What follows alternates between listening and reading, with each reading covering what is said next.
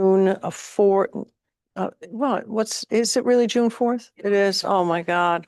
June 4th, 2026. I'm going to call the meeting to order at 7:05. And I'll ask everyone to rise for the Pledge of Allegiance, please. Thank you.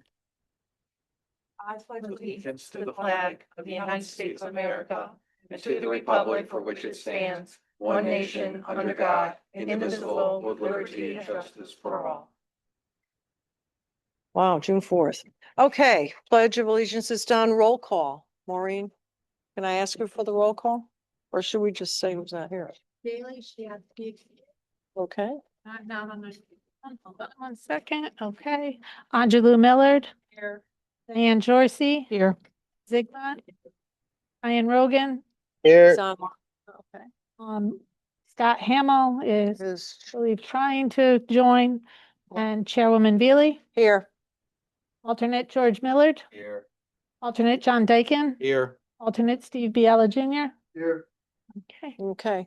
And I guess I guess I have to seat two alternates, or with this agenda, because we're not going into any public hearings or deliberations that would exclude the alternates.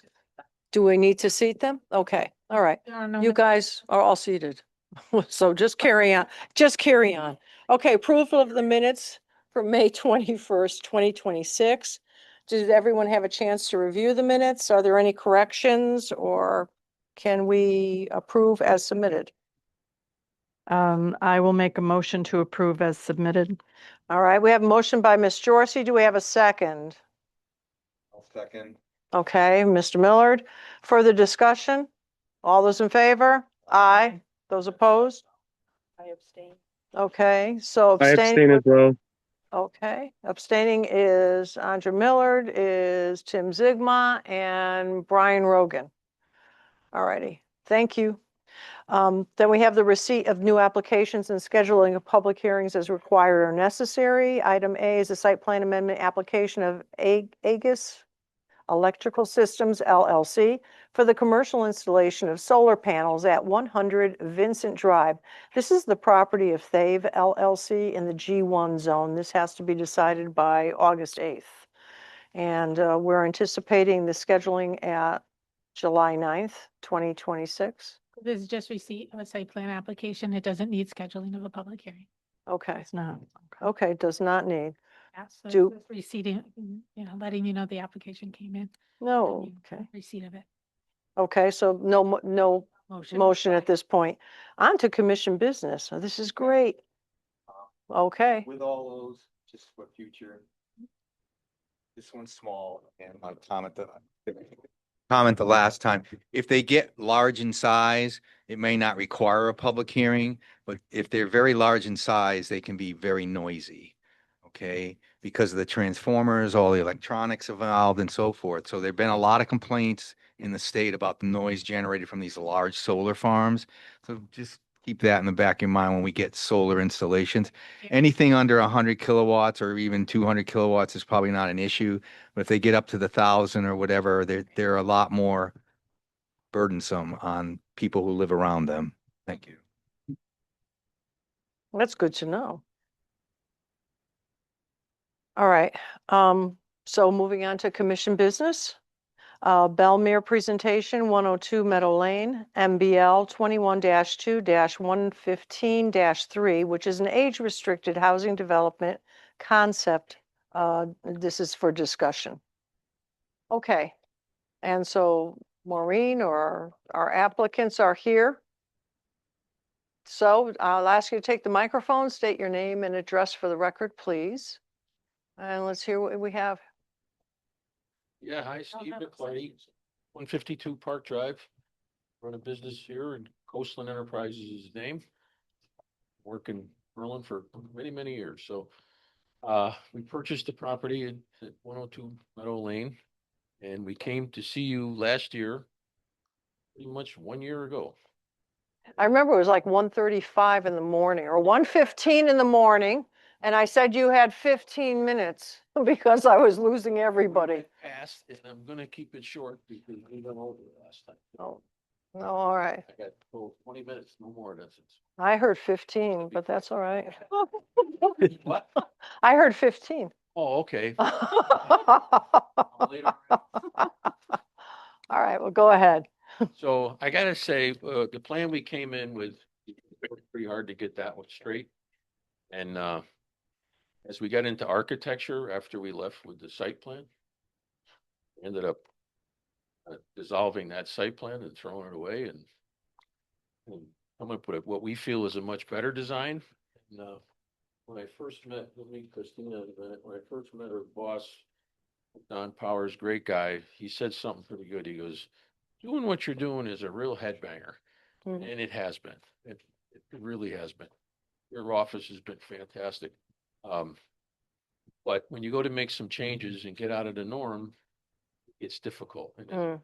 that's why it's been a year of trying to make a better plan. So I'm going to show you what our vision is.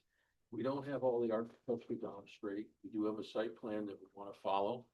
And we got a great team. Good team of people here. So Christina's from Union Studios out of Providence, Rhode Island, and they've been doing this type of work for many, many years. And first we heard Coleman in New York, Dustin and Don, Jim Cassidy's done great.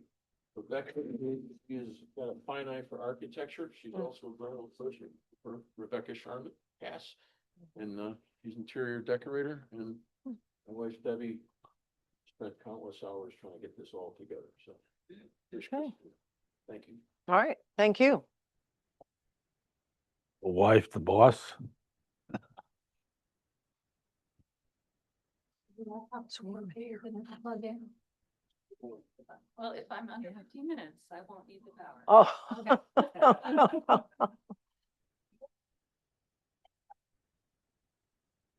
Maybe I'll set this various. See if that comes up. It looks like it's thinking about it. All right, are we in good shape? Yep. Excellent. Well, thank you. Steve made a wonderful introduction. I was going to share a little bit of more information about the team, but he's already introduced us all. I am Christina Carlson. I work with Union Studio Architecture and Community Design. We're out of Providence, Rhode Island, with an office also in Philly. We do work across the country, but really specialize in New England area. Our practice is about 30 architects strong, and we do work across all scales, from affordable housing and small retrofits to larger libraries, civic spaces. But in everything we do, we use our mission, which is to use the power of design to enrich lives and strengthen communities. So it's this idea that any place has great value. And if we see that value, we can make it even better. So in all the work we do, we create relationships like we have with this team, with communities, and really think about how these places affect the people that are going to live and occupy them. So when Mr. McLarty came to us with this vision, he said, well, I don't want this neighborhood to just be a 55 community development, right? A conventional development. I want a place where neighbors can become friends. And it was very heartfelt because he walked us through all of his mission and visions statements about how conveniences would be right there, right? A place to grab a cup of coffee. There would be cultural opportunities, places to meet, to eat, enjoy a meal, garden together, and pick up other hobbies as neighbors and as friends. So when we hear all these things and creating a neighborhood that's a wonderful place, we start looking at all the great places that we know about. One I had an opportunity to visit recently was Amelia Park down in Florida. Amelia Park is amazing. The landscape definitely helps. But it's a front porch community, and there's a few places where there's no streets at all. It's walkways between the homes. And there's a woman that lives on a corner that every day at 5 o'clock, she rings her bell, and anybody who hears can come and join her for happy hour on her front porch. Oh, my kind of person. Where Kind of where neighborhood. do I go? Fascinating. Another one, Sandy. Yeah, Amelia. I saw some nods that maybe you guys were familiar with it. Sandy Woods Farms, this is a project Union Studio worked on. It's a farming and artist community. So this group of people are working on a neighborhood community garden together. They host art shows. And then in this other picture, they're having a potluck supper. Right. So it's all these things that build community, bring people together that we love about these communities. This one tradition at Red Hook, I hope you guys can get a chance to get up there. Before their community center went in, they used this table in the middle of their mail center to have happy hours and all gathered there and have concerts off the back porch. Warwick Grove is a very similar example of that. And Carlton Landing, we love this one. It has beautiful green spaces. They use that for concerts on the front porch to bring people together. And they also have walkways that serve as these informal meeting and dining places. You can see people having a potluck meal with their neighbors right out in the middle of a walkway between their homes. So these are all the great things that we would love to bring to this site. So many of you are familiar with this location. It's right off of Meadow Lane off of Berlin Turnpike. So if you're going down the turnpike, there's the defunct go-kart track, and there's a crane operator that has a big yellow barn building. So it's right behind there. And our program for this site it's a 57-acre site. So it's pretty sizable. Right now it's zoned industrial, but also allows for active adult living. So our proposal here is to put 99 dwelling units that would be for sale for seniors. All the housing would be designed for universal design, aging in place, and also offer opportunities for entertaining. All the amenities we discussed and we'll get into a little bit later, and then always parking. So the site, if you look here, it's turned so north is pointed to your left here. The Berlin Turnpike is screen north. So this is what the site looks like. Meadow Lane is to the north side there. As we start looking at the sites, we usually start with this idea of what are the opportunities and what are the constraints, right? So the first one is we want to put a nice 50-foot buffer between us and neighbors, so they'll stay mostly landscaped or natural as it is. There are also several wetlands on the site, and they're actually a pretty sizable amount of the area. But we see this as an opportunity. We were out there in the bitter cold, riding on Mr. Pilari's side by side, and the wetlands were absolutely gorgeous. You could see the cattails, and we decided to think about them as a possible amenity. So we have the wetlands to the east side, and then also Belcher Brook. When you walk down there, it's quite lovely. It's small, understated, but could be a wonderful amenity for this neighborhood. So those are things we want to actually enhance in our plan. There is a setback from all the wetland spaces that we want to respect to make sure that those natural resources are preserved. Another constraint is that there are a lot of steep slopes on this site. And in particular, there's one hilltop area that has some beautiful old growth trees that we actually think would be beautiful to maintain and leave that as a natural area for people to explore. So as all this comes together, we start to see where the natural progressions and paths through the site might be, where we can cross those wetlands, where we might want to enter the site. And because of that steepness towards Berlin Turnpike, we're not imagining that there'd be any curb cuts or access from that side. So the site starts laying out naturally as 3 different neighborhoods. We have the north neighborhood along Meadow Lane, going through across the wetlands to the south neighborhood, and then cross the wetlands again to this hillside neighborhood. And then we also identified this spot for our commons, right? This is where the natural heart of the community wants to be. And because there's this in-between space that's not quite big enough for a lot of homes, it becomes a natural garden and amenity area. So when we put all that together into our site plan, you can see how it starts to naturally evolve into these neighborhoods. And here's my plan. So the site plan starts to come together very beautifully around these neighborhoods. Each neighborhood is designed to have connected street networks, connected sidewalks. We're fronting a lot of the homes on common green spaces or even onto the wetlands so that everybody has these beautiful shared spaces within a very short walk from their home. So it's places that they can gather, meet their neighbors, and enjoy activities. So if we look at that north neighborhood, you can see how it's arranged here. On the far right side would be your entry boulevard into the neighborhood with the neighborhood commons. And then to your left, you could drive into the neighborhood, see a formal neighborhood green, and then the wetlands beyond.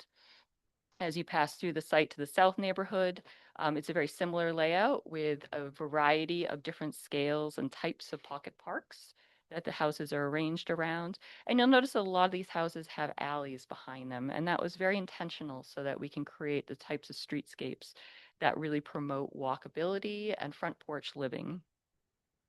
And in the hillside neighborhood, there's quite a bit of steep slope here. So in this case, we have a more conventional layout with a single loaded road. So those houses are facing the south hillside, and then there's some steep grade across the street heading up towards that hilltop. So, picture of a plan means one thing, but getting into the architecture, we're really looking forward to, because that's where this place really starts to have a heart and soul. So that community or neighborhood commons we're talking about might have a place to grab a cup of coffee and a bagel, a couple of your daily needs, patio down by Belcher Brook that you can enjoy your an afternoon beverage with friends, a fitness center for the residents, right? So all of these uses are going to be right there. So you can grab your mail, run into your neighbors in the mornings, and maybe in the evenings as well. Throughout the neighborhood, we talked about those neighborhood greens that would have a variety of different passive and active uses.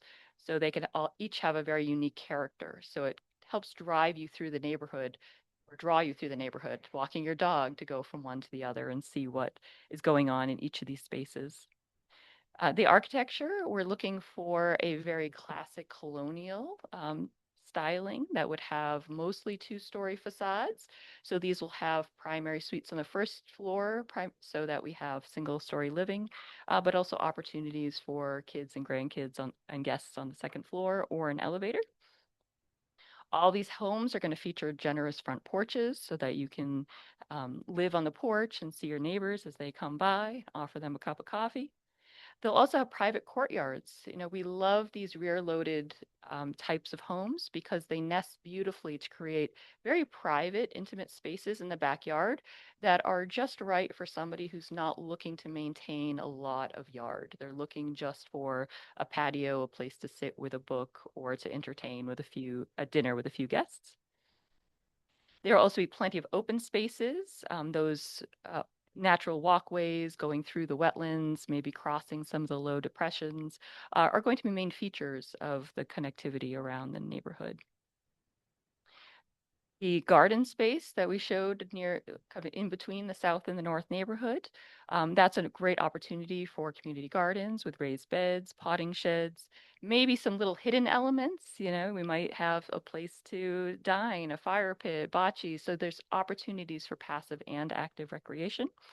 And at the heart of that is going to be a greenhouse structure that can serve both community functions and indoor growing. So putting both together creates a very special and unique community center for the neighborhood.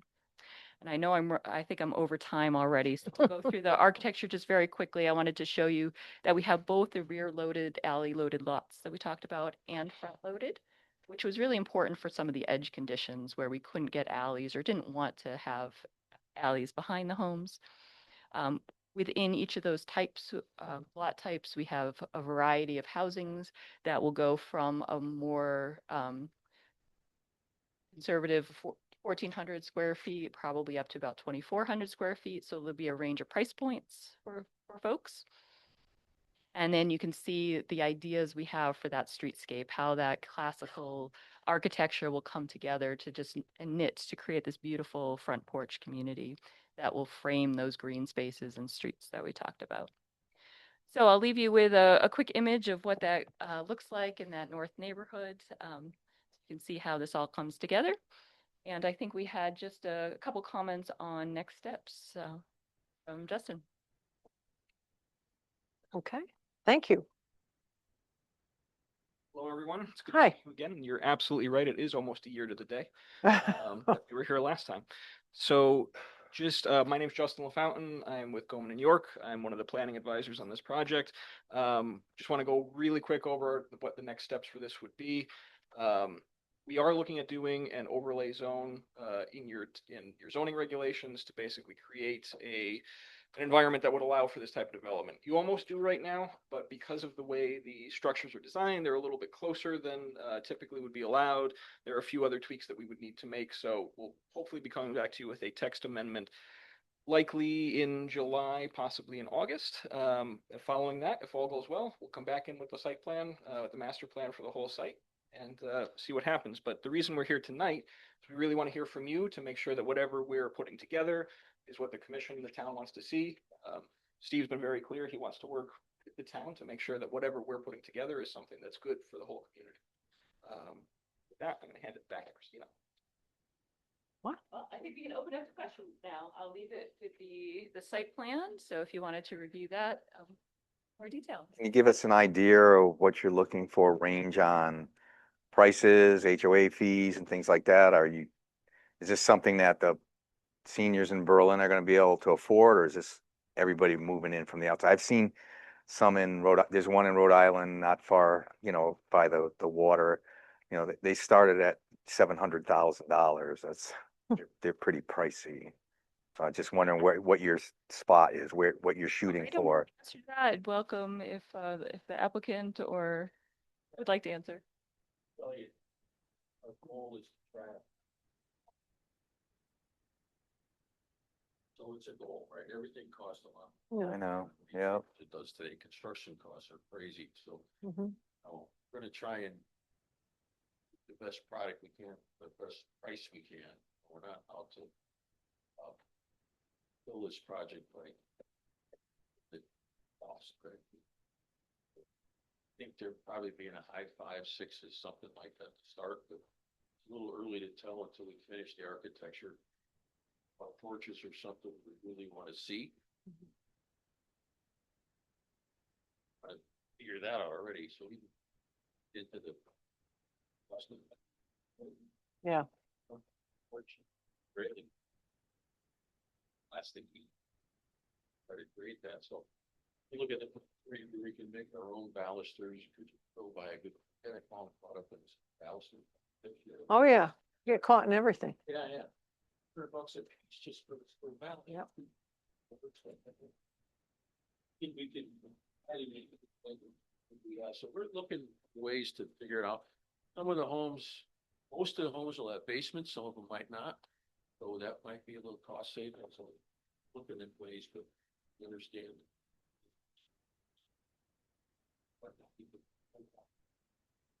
But you see a lot of amenities, try not to.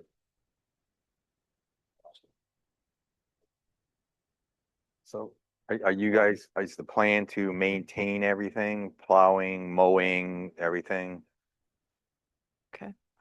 Tim, I think you had a question?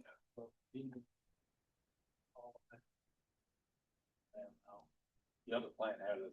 Well, It is. Okay, I'm just wondering, because the price range. Over 55 in the price range, I don't see it, in that price range. So I'm just wondering, how that element's going to be put in there. It's going to be We Well- see it in the price range. Go to Florida. I mean, really. Kicking me out of Connecticut. No, but I'm saying, no, I'm not kicking you out. I'm saying that, and I see your point. Yeah, And it's just, if you want something nice, you're gonna have to pay for it. And the same thing if you go to Florida, you can buy a house in, well, Coral, what is it? Cape Coral. You can buy a house that would be under $300,000 and have a little swimming pool in the back. But you're not gonna get a house like what they're proposing. They're proposing. the first I think, plan that something- we saw here was the front section of it towards Meadow Lane was normal prices houses, and the back section was I senior don't housing. remember. I just- Senior to housing, be which honest was with smaller houses, and we're, so Yeah, because he was looking for We could more have some investment. small as 1,600, but some could be 2,000, we're gonna try to keep it in there. Yeah. People I've talked to are looking for 2,000 square feet. I don't know, I grew up in 880, so I don't know, but Yeah, it's, it's a soft spot. Together, Yeah. we don't want to create a situation where this is the expensive house neighborhood and this neighborhood is for the people who can't afford that, right? So they're all gonna be mixed in so that you won't be able to tell the difference. Mhm. From looking at the front of the house, whether they have more space in the back or not. John's an Yeah. expert on them, it's plus the. Good. Okay. Yeah, I figured the real estate person should maybe talk. So Don Poland with Goldman York. If you recall last year when we were before you on the prior design and so forth, we had done a full market study on that. And we had a very good grasp on what were prices and so forth and what were the units. We are starting that process now. Now that kind of, depending on what you guys say tonight, if we have a site plan that looks good, if we have a concept that looks good overall, then we will start doing the market analysis and come up and figure out what those price points are. That 14 to 1600 square foot product is probably, falling in a more affordable portion of this marketplace. For better or worse, like it or not, the age restricted product does start in the plus 500 range. And it's just one part of that is just the cost of housing today. The other part of it is that most buyers into those communities come to the development with equity from a pre-existing home. Yeah, this is not the If they're first home. and if they're downsizing, then they're usually coming from a pretty large home. So as this process evolves, we'll have more information on the market. Will this be a gated community? What do you mean by gated? So I don't envision, A gated, envision physical. well, gated in the sense of Hard if you key have access. a keypad or it's so you get through, Yeah. you're not necessarily going to have a security guard, but there's a point where if you are having people in, they have to phone you, you tell them the code or whatever. That might have bakery cafe, that is going to be open to the public. Oh. Be invited to walk through the wetlands, walk the dog, around the greens and through the neighborhood. So that will all be open. I think the limitations that would be private, like the greenhouse or the fitness room, or certain amenities that are paid by the. Yeah. Well, I'm just wondering at a $500,000 to $600,000 price range, whether or not somebody purchasing to that would like the idea that just people from the street can walk in and through their development. They may want, I mean, I'm just being devil's advocate here. No, coffee shop, cafe. The cafe and the bakery market space, we're not sure, we're gonna ask Yeah. for 3 buildings. It might be 2 buildings, we're gonna ask for 3 buildings. They're gonna be sized for this community. We're not building some big, it's not supposed to be a coffee shop for everyone, right? But however, the public's gonna be invited, and really, it's about daily ritual when you're there. So when you get up, your friend comes from the other side of town or wherever, they meet you at the coffee shop, you may walk into one of these green areas that you have, you may go to the garden center and enjoy your coffee. Yeah. Something like that. The other thing down by the Belcher Brook, we're gonna try to have seating down there as well. Yeah. So so that's the idea, great meeting places, right? So necessarily, it isn't like, we're not expecting to make this thing of a size where the feed multiple towns around. It's just gonna be really a little community. Yeah. If you look at East Berlin, it's kind of the same thing. You got that market there that fed Yeah. East Berlin for years, and across the street's the post office, and there's a green next door. Yeah. Same kind of idea, Okay. All right. Well, he just brought up East Berlin. I live in East Berlin, right behind the post office, actually. Okay, but, me being a senior now, I'm thinking of downsizing. Okay, sell my house and downsize. But I don't think I could come into this development because of the price point, as a senior, and that's why I was asking about the the senior part of it, which was relayed to us the last time. And it's just, I don't know. That's why I'm wondering what that senior development is because yeah, every senior's gonna sell their large house, hopefully get the biggest dollars they can and downsize into a smaller house where they're gonna have some cash left. That's what their idea when there's only two of you in the house, what you want to do. So, you know, just at the price point range, I don't see the downsize in size of the building or the I cost. get for somebody who's been trying to help my daughter find a bigger house because she's in an entry level house. Also mine.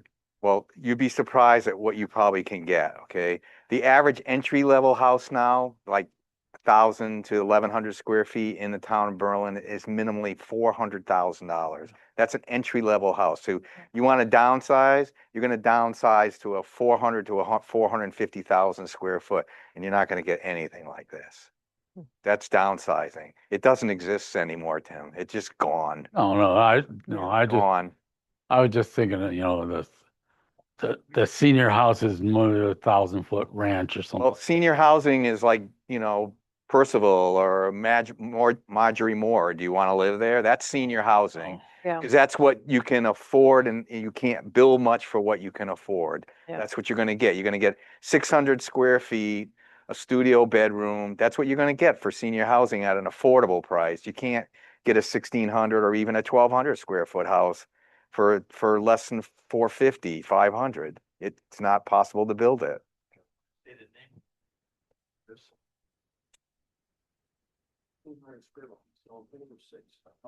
Yeah. Yeah. Yeah, yeah, People I know. yeah. Don't know. All right, so. No, that's okay. The plan also includes a few opportunities for reduced price housing. So there are a couple duplexes or triplex or quad townhouses. So those are opportunities for lower price points. And each of the lots is also very flexible where you could pick any one of these plans. So we can move with the market. The market is calling for more of the small homes. The market is calling for the larger homes that way. Yeah, So we're not trying to fix, it has to be this number. yeah. There will be opportunities for what people are looking for. Okay, I know this was just a discussion to give you an idea or some feedback on your next step moving forward. So, how are we feeling about the project so far? I guess is what I want to ask the commission. Want to know if they're taking reservations? Yeah. Oh, yeah, not yet. Oh, yeah, she's the book. It's a beautiful project. Yeah. Yes, I just have one question. Is Yeah. this like an HOA situation? Like, how do you guys deal with upkeep and addressing issues, things like that? There would be an HOA, so that all the community members would be responsible for payments that go towards general upkeep of gardens and areas. Yeah. And then their own private courtyards might be individually maintained, or the HOA could decide to have. And there can always be HOA assessments down the road. Obviously, you're talking about a new development, but 20 years down the line, you may have special assessments for roof repairs, things like that. But obviously, that's not an immediate concern, but it's the same kind of costs associated with or expenses associated with an HOA.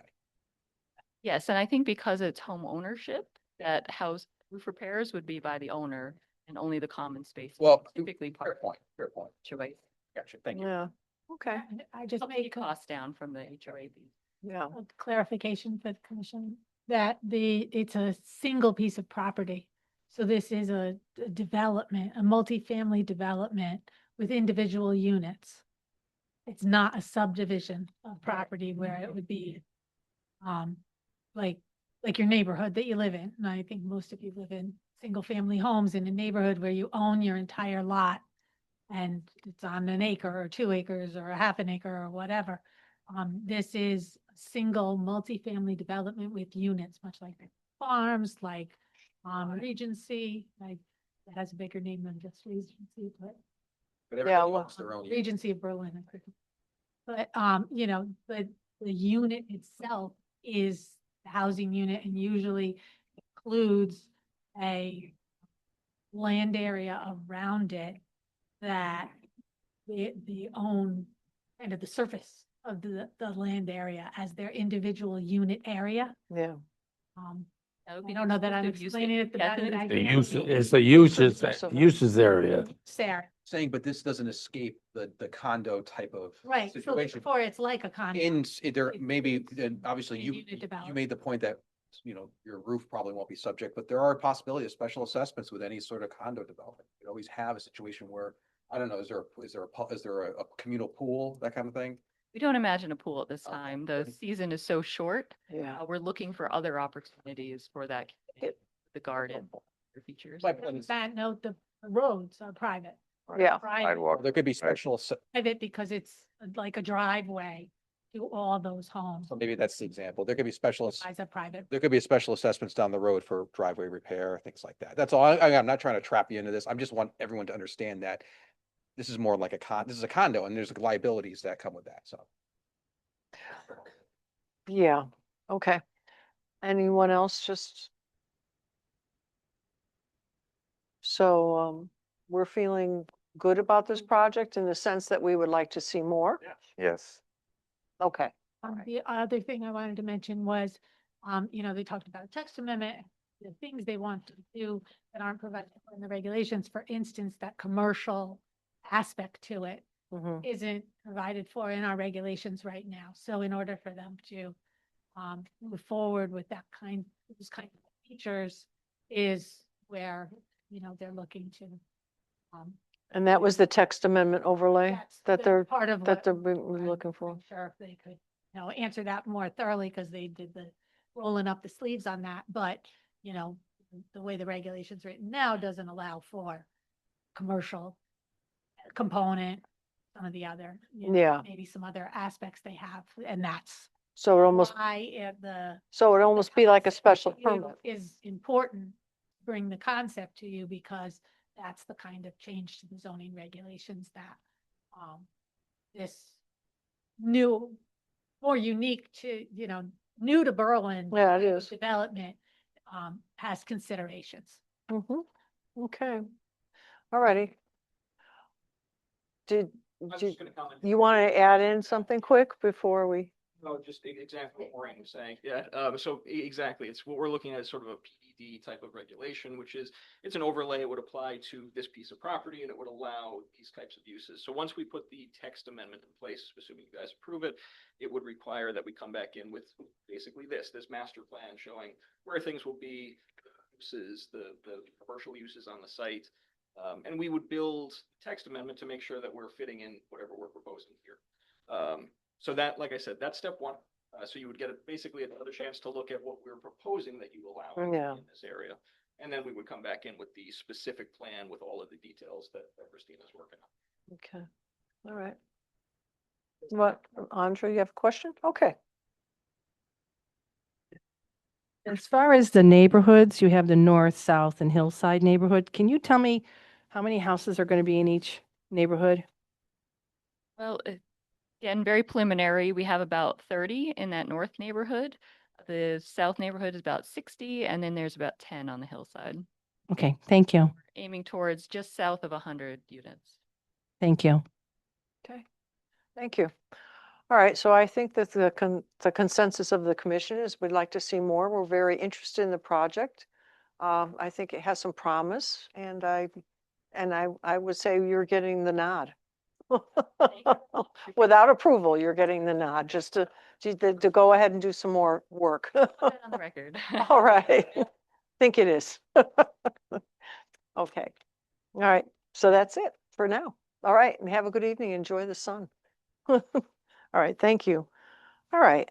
Next up is the discussion, discuss the status of compliance with the terms of the stipulated judgment entered in by Kokomo Brothers Associate LLC versus the Planning and Zoning Commission of the Town of Berlin and Newport Realty Group LLC.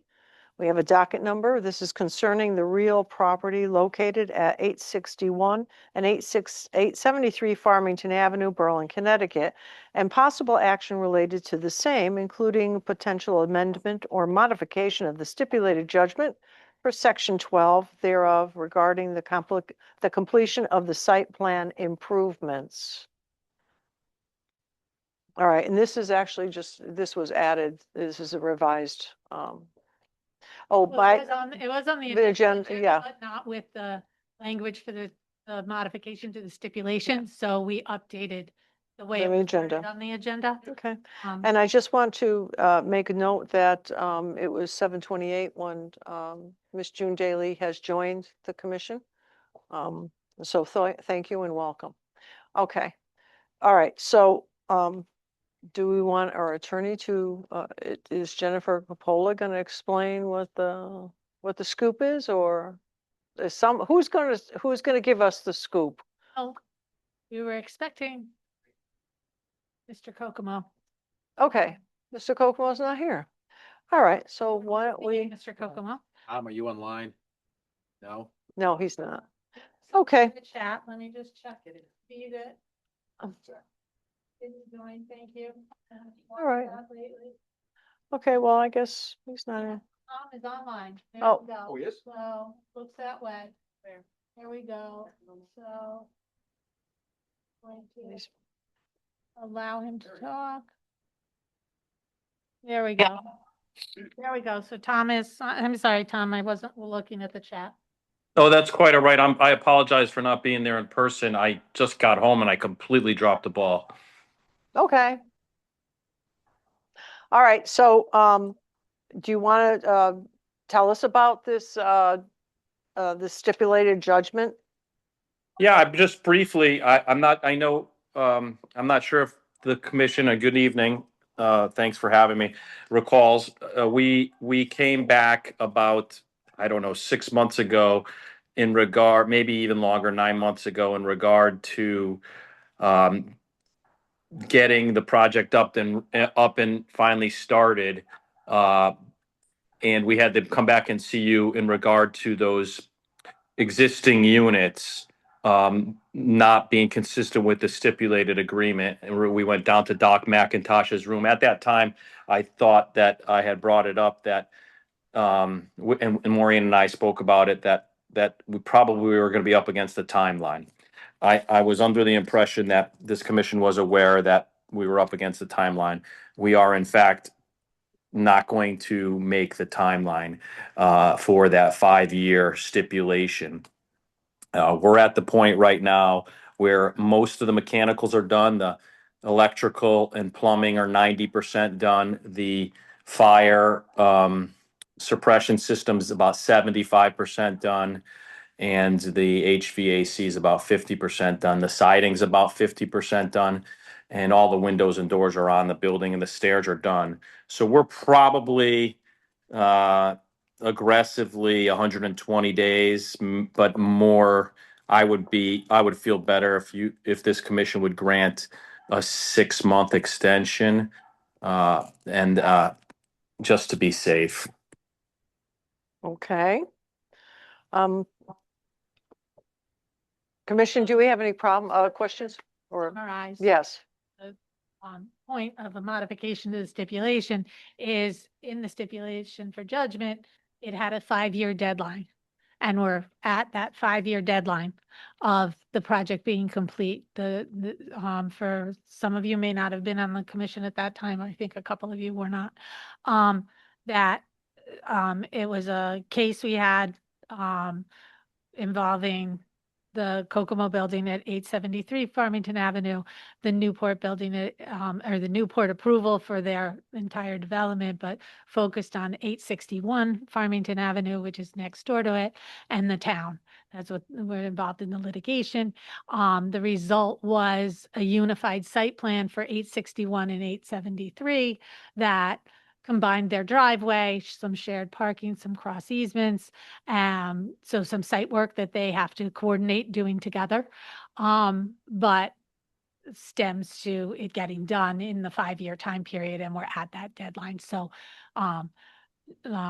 Kokomo Brothers are asking for an extension to that timeline. We do have in the room as well Tony Valenti from Newport to comment on their interest in I think non-objection to a limited extension.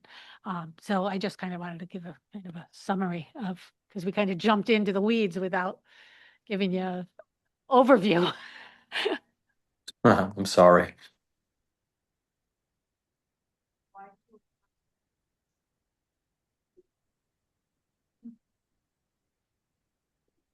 Hi, good evening. Tony Valenti, Newport Realty Group, 710 Main Street, Plantsville. Um, With the 6-month extension, part of our work with Mr. Kochen was going to be some site work, some paving, some drainage. 6 months from now is December, and we probably can't get that work done, God forbid, another winter like we had this past year. So that would take us into, probably later part of first quarter, if not early second quarter, before the asphalt plants could even open, before we could finish. So a 6-month extension is probably not going to get us a completed project. Granted, Tom Kokomo's part of the project is substantially bigger than what we have to do. However, we still have to work together to cut it, to eliminate a curb cut, do some drainage, re-asphalt the site. I think there's an elevation change, and of course, install some parking lot lighting. So 6-month extension, it would either have to be 9 or 10-month extension, or back to the 90-day extension. We have been adamant last year at this time not to offer an extension because of what's happening tonight. We have 2 tenants in 861 Farmington Avenue that are chomping at the bit for us to get that site cleaned up. And, we've had to let them know that we need to wait till this other building is done. So we've got a challenge with our tenants. I think the only thing we would request, and, with all due respect to Tom Kokomo and his team, but some kind of teeth in this, if we're going to give an extension, some kind of teeth that if it's not done by a certain date, something has to occur. Mark and I just can't keep waiting to improve our property. So basically you're waiting on paving, you're waiting on drainage. So the drainage has to be done first, right? So is there a priority here? I've got to finish building, we respect that. We don't want to do the site work twice. Let's make sure we let Tommy finish his building. It's coming out great. But we can't do that part of the work until his building is done. That's just logical part of the construction process. So So I guess what would be I'm a little reasonable? confused. Yeah. So from your perspective, what is the ideal thing from your perspective that works for you? Have it done June by the end of the stipulation agreement. But is that even feasible? Okay, so what's feasible that's reasonable to you, I guess? I mean, it doesn't really do us any good to talk about things that can't be done. I just want to present that 6 month is not going to get this project. Well, it's a good point that you make. 6 months kicks it right into the winter months, and nothing can be done with that. It would say now we need 90 or 120 more No, days. no. I think if the project is, if Tom's finished with his, maybe it's based on a CO within 6 months. Then we're granted another 4 months to get the site part of. Tom, correct me if I'm wrong. The site work piece was going to take 2 to 4 weeks, right? Yeah, I mean, yeah, and but I don't want to litigate this with you in front of the commission, but yeah, I mean, I've been in contact with Mark, and so I think that if we work together, if we and hire, and I think Mark and I were speaking about hiring the same guy you got over there on your project across the street. Maybe, yeah, it's a month job. But you're right, we can't, as far as construction sequence is concerned, we have to finish the building before we can, do that work. So maybe it does make sense to bring it into, an additional year. I don't know. I think that might be the best way. So are there no elements of what he's doing? I mean, he has to finish in its entirety, or he just has to finish the outside? Does he need to finish? I mean, it might not be his plan, but I mean, for you to go ahead with what you need to do, and it's impacting you. So, I mean, does he need to finish the building or to finish the outside? And does his priorities need to change such that you need to get that done within the such and such, and then once you get that, we'll grant you an extension to finish the inside. But like you said, have some teeth in it. So you don't get the outside done, you don't get the extension to finish the inside. So there's real incentive to get it done so you can do your work. So what would that take, Tommy? Well, I wish it was that easy because like we're waiting on CLMP right now to do their work. And that's part of the site work and they have to get their underground work done. So I mean, I don't, I don't think you can to tell me that I to ask me to have the building finished in 3 weeks is impossible. And Nobody was asking you to do that. so I don't, but Tony said something about the end, well, he didn't want to give the extension it wanted it done by the end of June. That's impossible. So I mean, I'm not sure what your question is, George. How do I finish the build? Why can't we could work concurrently, but the building, you can't do the site work when you've got,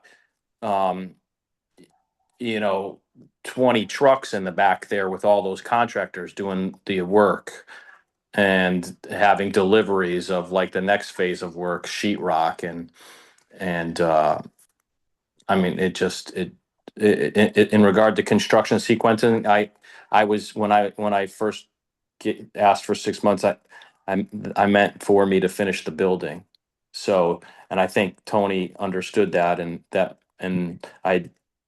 and then once that happens, we can't pour asphalt, we can't lay asphalt. I mean, so it probably would mean the second quarter of 27.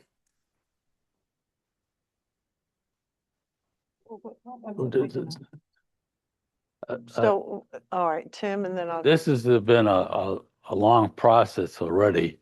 And now we're up to 3 weeks away, whatever. Okay. And I hear that it's a tar problem and finishing the site work.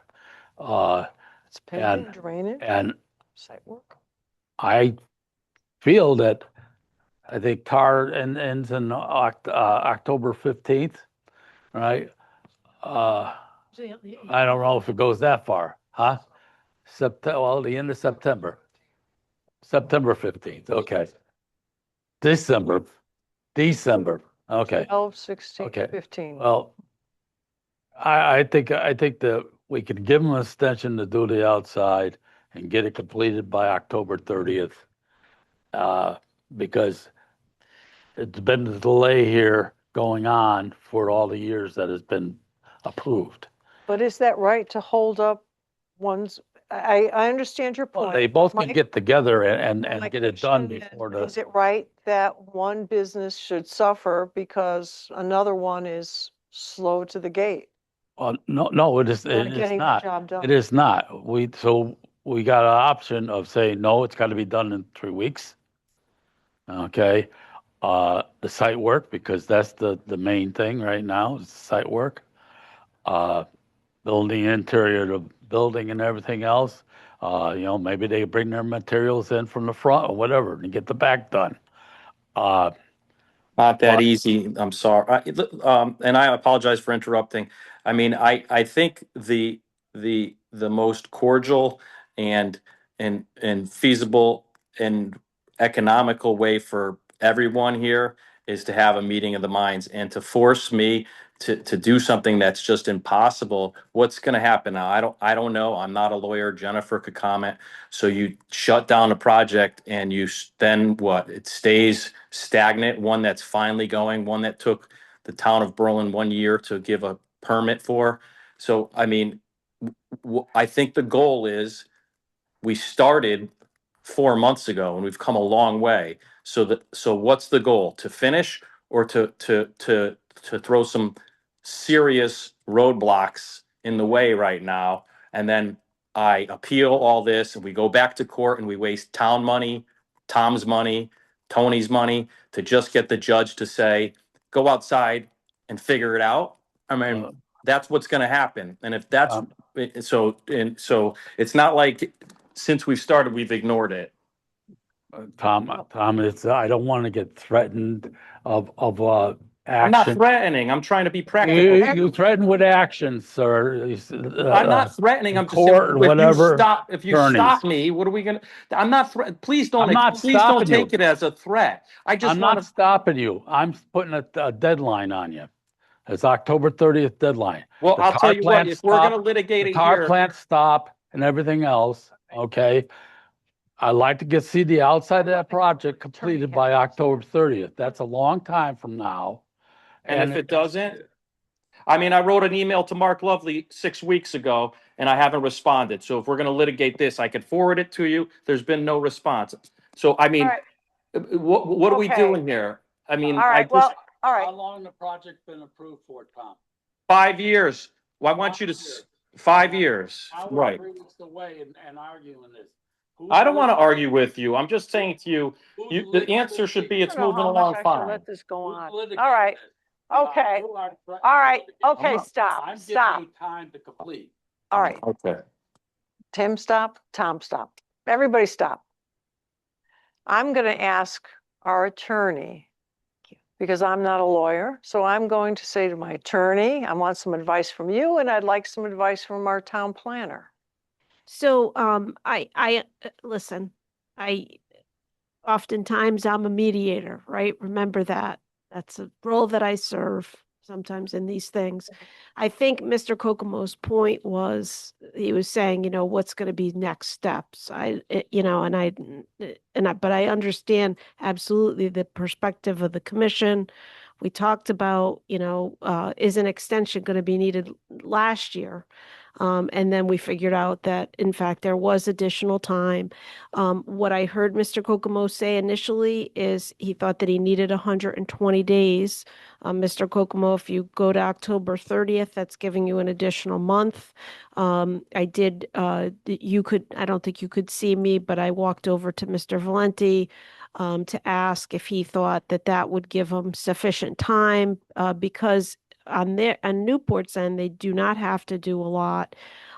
He thought that that would be fine. So, what are your primary concerns with October 30th? Because it would give you an additional month beyond what you had initially said that you would need when you first. Well, yeah, when I was initially talking, thank you, Jennifer. When I was initially talking, I was speaking about the building, and then and once the building was complete, or say 90% complete, yeah, the next thing to do would be to tie in that storm drain and then do that. We do have some elevation change. We have to get that. Eversource has got to move that pole out in front. So there's some things that, and they're working on it now. All I was saying is that if, and Tony said, as God forbid, if the weather gets bad, maybe it doesn't get done. And all the sacrifices that his tenants are going through, I mean, I'm in the same boat. The sooner I get it done, the sooner I get tenants. I have an existing building that has 0 tenants. So I understand the pain he's feeling times 2. So it's in everybody's best interest to get it done, and we're pushing is all I can say. So then there's the coordination part, and we can work on it. And please, I'm not making any threats. There is no threat. I just don't. To tell me that I got to, if I don't finish or don't have COs. Jen, maybe when I get off this phone, you could explain to them the process of COs and the process that we've been through with the building permit. It's been a long, arduous process, and it doesn't happen overnight. It's not a single family home. It's a commercial deal with, your new staff are they dot their i's, they cross their t's, they're very diligent, and they don't. There's so it's not a simple. I'll have your house done by October 31st, And if not, I'll have penalties. It doesn't work that way. So I'm doing the best I can, and that's all I could say. And I just think that, frankly, I was in front of this commission in regard to this site a month and a half ago, and they're well aware of the progress that's transpired since then. So there's been no neglect. And I would have been more appreciative of the benefit of doubt, saying, okay, now that the project is finally off its footing, it's moving along nicely and we can get it done. And we're all in this together. All I was saying so please don't take it as a threat. So just and this is a non-legal comment. Weather could be bad at any point in time. Who's to say, if 10 months is given to account for the fact that Newport needs to complete its work pursuant to the stipulation, that we're not going to have weather at that mark either. I think given sort of the feelings that have been expressed, I think it makes sense, to be hopeful, give the additional 30 days beyond what he thinks he can do. And then, each month, I think we should be evaluating this, and so that we're not sort of at the moment in time where we're up against it and a decision has to be made. I think, if there could be reports to the commission, you're meeting twice a month, once a month, going forward, next one to be at the first July meeting, and in August and September and, the beginning of October. And then the beginning of October, Tom, if you've got a list of things still left to accomplish, and in part, if you're being held up by other people, I mean, you've mentioned Eversource a couple of times already, and I don't know if the town could make any type of call with regard to removal of the pole. Done that before. I remember another project that you had where we had to make a call to get a pole removed. Yeah, that took you a very long time. Right. They were not being responsive. So, I remember that. Christopher Way, guys, the Right. pole, big Right. problem. So, I think that that's what makes sense. Again, Happy to do that. we just revisit it.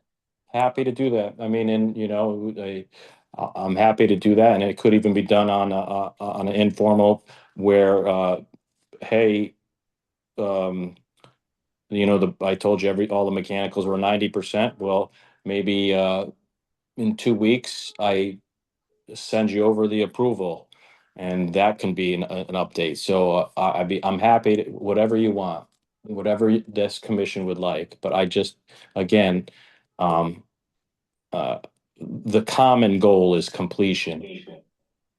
And even if you gave me 5 years, it's not like I would wait to the 5th year.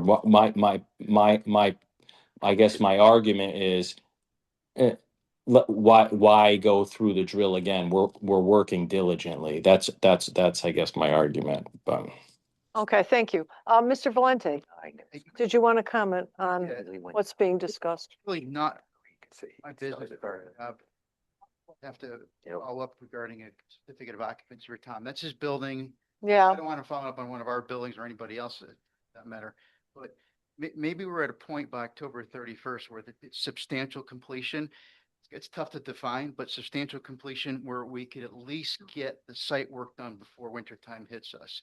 We would be super pleased with that kind of an arrangement. And it's not up to me to even suggest any kind of, recourse. Well, you are being impacted, so I want to make sure I'm fair to all parties. And Tom made a good, we both are. He's got 0 tenants. We have 2 tenants that we're trying to keep in that building. Yeah, keep well, that's satisfied, as well as a reputation for what we typically do have owned and how we manage those properties. So we'd be happy to agree with that if that's something that, Tom and the commission would consider. I think the reporting, I don't like reporting, but I think for something like this, I think if I was in Tommy's shoes, I probably would. Mm-hmm. Know what's happening, and for us to mobilize and to get the work done Tom, please chime in. It's not a complicated process. We can get that teed up with our contractors we're using over 848. We're right on site at Steel Center, so we can get that done as long as we have some forewarning. Regards to the asphalt plants, they do close December 15th. However, October 15th through December 15th, it is a rat rate to get pavers to your Yeah. site, number one. Yeah. Number two, as it gets closer to the 15th, this is incrementally go up. But just, I know we can never use it economic hardship for a lot of things, but would become an economic hardship for us. And we're both paying, brothers and Newport Realty are paying for that aspect. Yeah, So we would agree to that. That's something that maybe not in this order, but Tommy and then also the commission. okay. Agree to. I just don't want to hold up one project for another project. It's site work. Let's get the site work done. If it comes to October 30th or 15th, whatever you want, okay? And the tar's not there, but all the base is there and the stone's there and everything else, and you gotta wait to spring the tar. You come back to say, hey, everything's in, we can't get the tar right now, or the tar price went up, it's out of our price range, whatever it is, and tell us, okay? But, the thing is that it's not the building that's being built, it is the site work that is the problem right now. Let's get the site work done during the time that you have the weather to do it. And then we're worried about the rest. Okay. Maureen, did you want to add in anything? Yeah, so immediately I have two thoughts. One is substantial is really hard to manage from the zoning standpoint. That's one argumentative, and it's a difficult thing. I think what Excuse me, one sec, maybe substantial to allow us to do the site work part of it. that's what I was about to say. Okay, all right, Well, okay. So, I, am struggling with whether or not, terminology that says, completed to the point where site work can be begun by, so that it can be completed in the fall, October to December. There may be a way to word that, but I think that's a concern, is that you want the site work to be able to be done. You can also, on the note of the, waiting on the paving, if it's just the paving, there is the mechanism of the site bond, which we frequently take in the wintertime. And the thing it's for is the binder course is down, all the sub work, the work, underground work is done, the binder course is down, and then we get a bond for the actual top coat paving. And that, I'm sure, could be worked into the language. I'm not sure. I think could be worked into the language of the extension, if you went the extension route, where a bond would have to be provided to make So- sure that that got done. The other, I guess I'm not in this business. The difficulty I see or have with it is there not a finite set of things in this whole project plan that have to get done so you can do your job? And can they not be defined? Could we not say, Tommy, can you not say, here's the 10 things I need to do so Mr. Valenti can go pave it? You may not want to do them in that order, but that would be, say, these 10 things have to be done by October 10th. I think what Tim said was fair. I think that I can get the property substantially complete enough to start the site work and have that drainage and most of the drainage, the curb cuts, the sidewalks done or very close to done. And then if I came back to you at the end of October and said, drainage is done, curbs are done, sidewalks are done, patios done, which with the leaders have to go underneath it to tie into the drainage. And I just gotta put some the wear course of asphalt down, and, you know, do the markings and the signage. I think you probably would be content with that, and I think that's very, feasible. So that, you just spouted off probably 90% of the list I asked if we could put together. So I'd like to see that articulated and said, this is what needs to get done by October 10th and, or whatever the date is. And then we track it and how are you doing? So we know in August that we're way behind or we're on schedule so that we don't wait till October to find out this is not going to get, you know, yeah, we could have seen back in October, August that this was not going to get done because it's way behind and it's a chunk of work that's not going to get done. I think it just adds a little bit of clarity for you, right? And you have a defined set of things that you guys agree need to get done and we report on it. I don't see why that's so difficult. I don't know. No, I agree with you. That's fine. That's Okay, easy. all right, I just, okay. before you were there, George, we were down this path before, and I said 1 year ago when we were here, because there was a mistake in the dates, Maureen and staff thought that this was coming due last year. So we've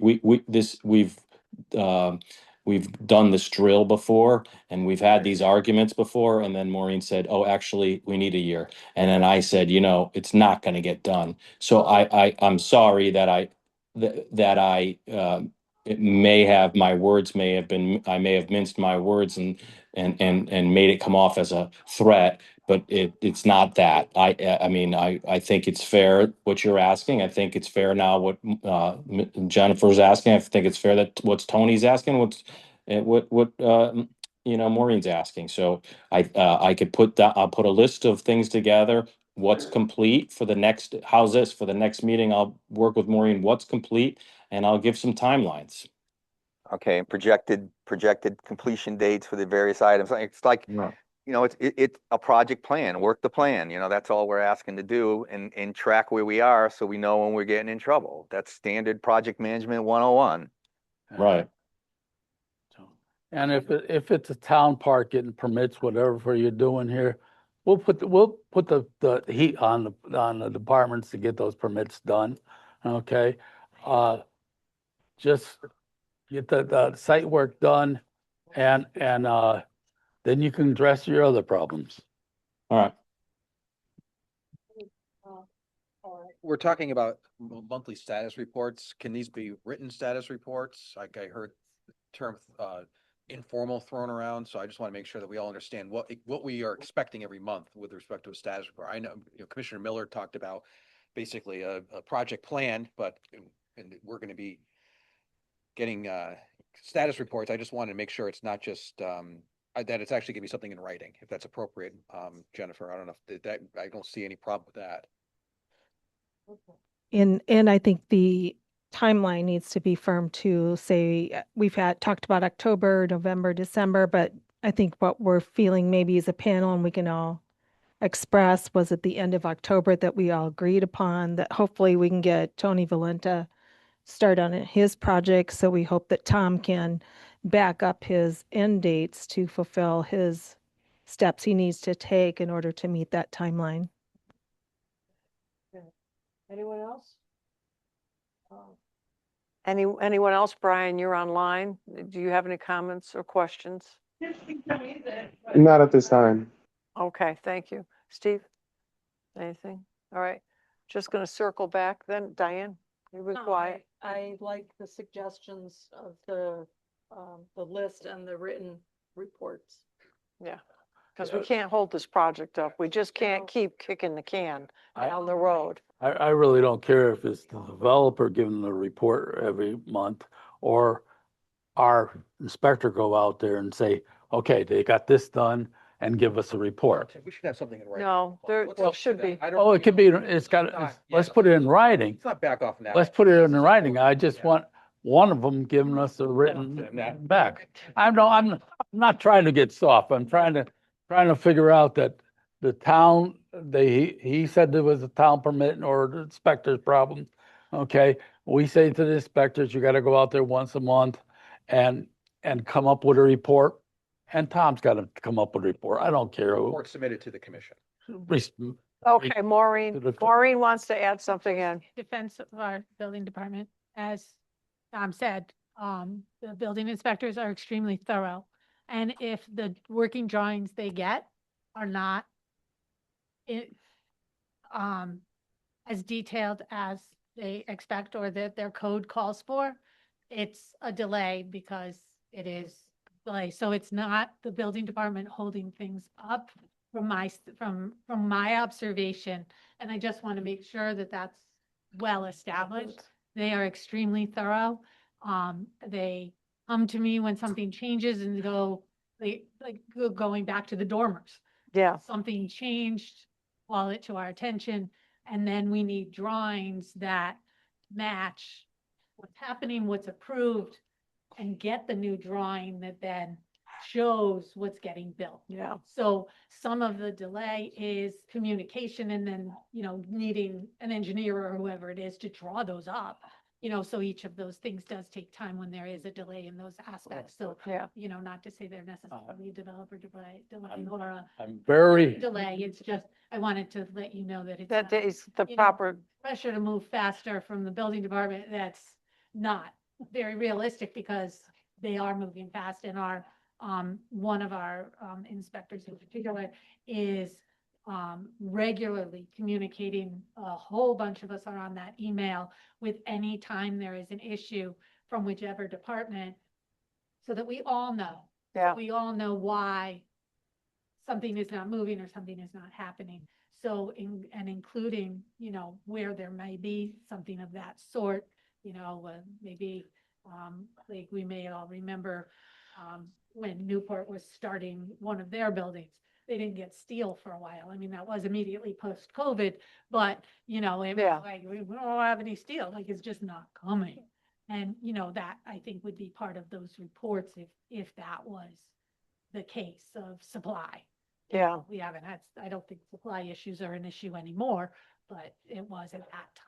So. Well, I'm not Yes. looking for oversight of the building department. We're looking for Right. oversight of the So I project. just wanted. Developer. Oh, no, I- That was No, clear to. I- Because they have done a. I'm All right. very happy to hear that the building department is what you say are doing now and communicating with you and everyone else there. And the building department's up on their toes right now. Because, my thing, we didn't have that for a long time. And now we do, which I'm very proud of. It's just that, we need to make sure that the developer and the building department move this thing along and get that outside done and where none other developers not held up or thing like that. So Yeah, you can't suffer for it. All And then right, the way yes. the Regulation is written, there's an automatic expiration if not meeting the 5 years. So, I do think that an action needs to be taken, even if you have to, even if it results in, after that first report or, a timeline being found that then you're going through this again in a few months. But I think we need to resolve the stipulation as it's written, because otherwise the whole unified site plan for the two properties becomes expired in accordance with stipulation. And that in the month of June, and you don't have another June meeting. Okay, So all right. there's that. So we actually need a motion then? Or is it just the consensus of the consensus of, Motion on this, on the stipulation, so that our attorney has something to go back to the court with. Of course, she can explain all that probably much more concisely than I can. So what I would suggest, I think probably what makes the most sense, oftentimes when we find ourselves in this circumstance, when you're modifying, and you're allowed to modify your stipulated judgment pursuant to a particular term. In this instance, it's in section 12 of the approved stipulation by the court. It's on your land records as well. It's recorded. But what it specifically says again.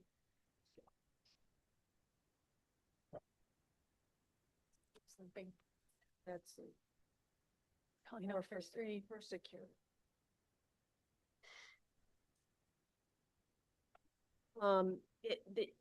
The section, and it's in section 6, it's the last provision, it's subsection 6. Time frame for completion of site plan improvements. All site plan improvements in connection with the approved site plan shall be performed and completed in strict compliance with the site plan as approved by the commission and shall be completed within 5 years from the date of the commission's approval thereof. Failure to complete all site improvements within such period shall result in automatic expiration of the approval of such site plan. In the event of automatic expiration, a new site plan must be submitted as the settlement plan will be void. Any extension permitted by statute are to be expressly approved by the commission. So you do have the ability to grant extension pursuant to the applicable statute. So that's the basis on which you're providing an extension. Now, you've talked about a number of things that you want to see happen. I suggest that the motion be kept somewhat simple.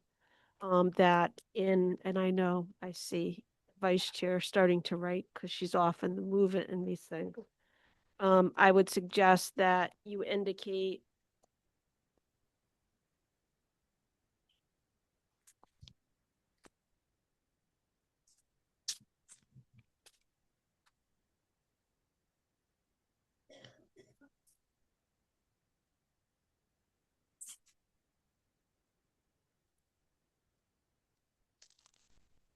so it's at the end of paragraph 12 of the stipulation, which indicates that it may not be amended, modified, altered, changed, limited, or terminated except by writing signed by all the parties here too. So what that's contemplating is that any modification is going to be in writing. So I would suggest that you indicate in your motion that you're moving pursuant to section 12 of the stipulation for judgment to modify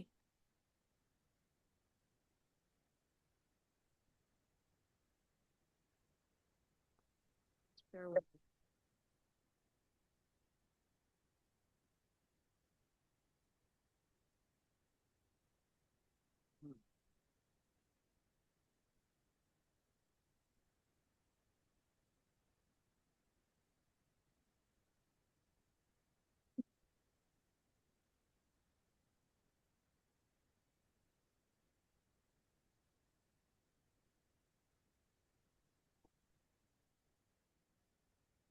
Six B6.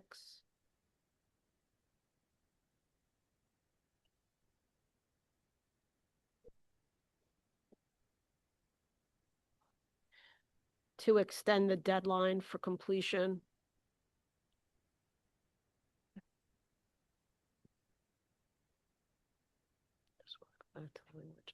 To extend the deadline for completion of all site improvements that are to be performed by the plaintiff.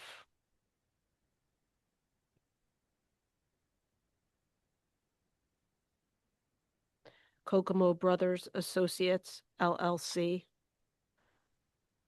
To the Saturday is October 31st. Is everybody okay with giving them the Saturday? Okay. Saturday's the 31st, 2026. And the site improvements to be performed by Newport Realty LLC to December 15th, 2026.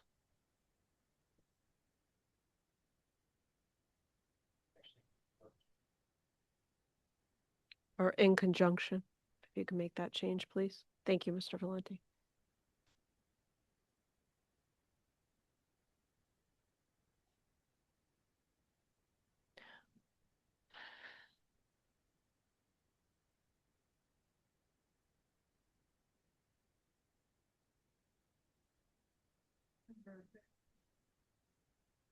Yes.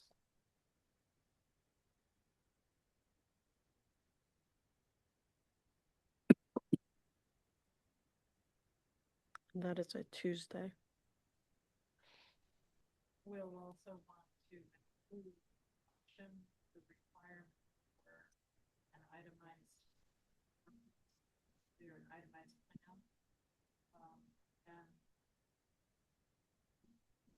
reports in writing. You could call it a proposed schedule of completion.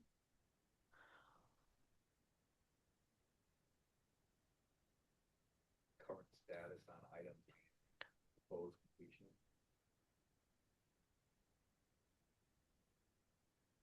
With progress reports to be given on a monthly basis in writing to the commission.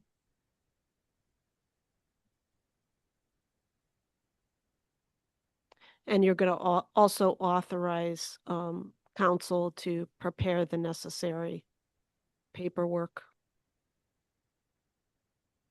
in terms of, because we need to. Thank you. You need a, Do we need a timeline on when we receive that schedule of things to be submitted? I think it should simply be at your first July meeting, which I believe is July the 9th. yes. It is.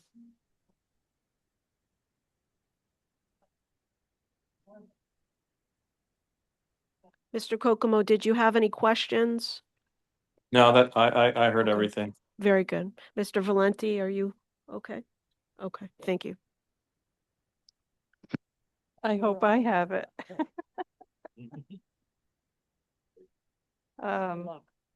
Okay. I will make a motion, pursuant to section 12 of the stipulation judgment, 6B6, to extend the deadline for completion of all site improvements to be performed by the plaintiff Kokomo Brothers LLC to Saturday, October 31st, 2026, and site improvements to be performed in conjunction by Newport Realty to December 15th, 2026. Note that there is an expectation for the plaintiff Kokomo Brothers to provide a proposed schedule of completion and submit progress reports in writing on a monthly basis to the commission. And that with this motion, we authorize council to prepare revisions to the stipulation in writing. Motion, have a second. Second. Second by Mr. Millard. And further discussion? I don't know, it was mentioned that the schedule should be provided by the date of the first meeting of July. Yeah, I think we talked about the 9th of July being the next meeting, so. But it just wasn't in the motion. It wasn't. Yep, so I'll accept that amendment and the motion. So Okay, the report should come us every first meeting of every month until then. So it's once a month, so every first meeting. Not only should I be authorized to prepare application, but also to sign it on your behalf. I'm sorry. so amending the motion? I will accept each of those suggested amendments. Okay. Does the second amend? Okay. Further discussion? Madam Chair, I just want to make sure procedurally, so that's fine, obviously Commissioner Millard being seated, we have 6 regular commissioners, and you said everyone's seated, we all can't be seated. So I certainly don't need to be seated for this, Commissioner Millard can obviously. Okay, because Brian's online. Okay, Yeah, so. all right. So the only one we're seating for is for Mr. Hamel. All right. Well, it's Thank you. Commissioner George Miller. Yeah, I okay. just want to make sure this is all. All right, thank you. All right, so, That second again, now that he's been seated. I second the motion as amended. okay, all right, thank you. No further discussion, so all those in favor? Aye. Those opposed? And Brian, did you vote? Brian, I didn't hear your vote. I I'm did. sorry. Yeah. Okay, sorry, you were muted. All right. Sorry about that. Okay, that's all right. All right, so that's done. Thank you. Thank you, everyone. Okay. All right. Yep. Good luck. Okay. Have a good night. Good night.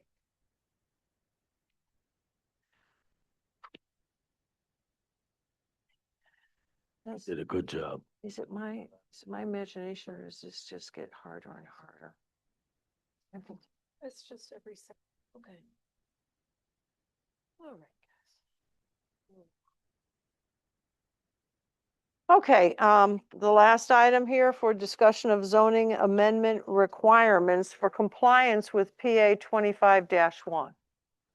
All right, Just as a brief, we did, these have been distributed before, I believe it's Public Act, Special Session, Public Act 25-1. I think you've all gotten copies before.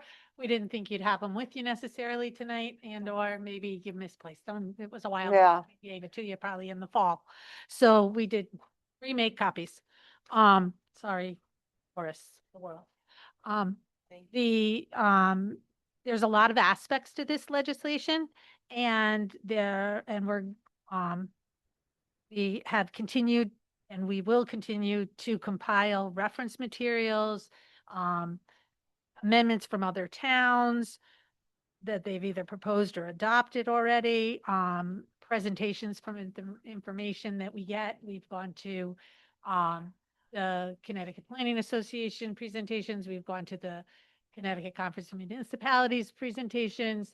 The Bar Association has been involved with presentations, usually in conjunction with one of the other organizations as well, that the planners go to. Like, we have a lot of resource materials on this, what is it, 107 page or something legislation, so that we all know how to deal with it.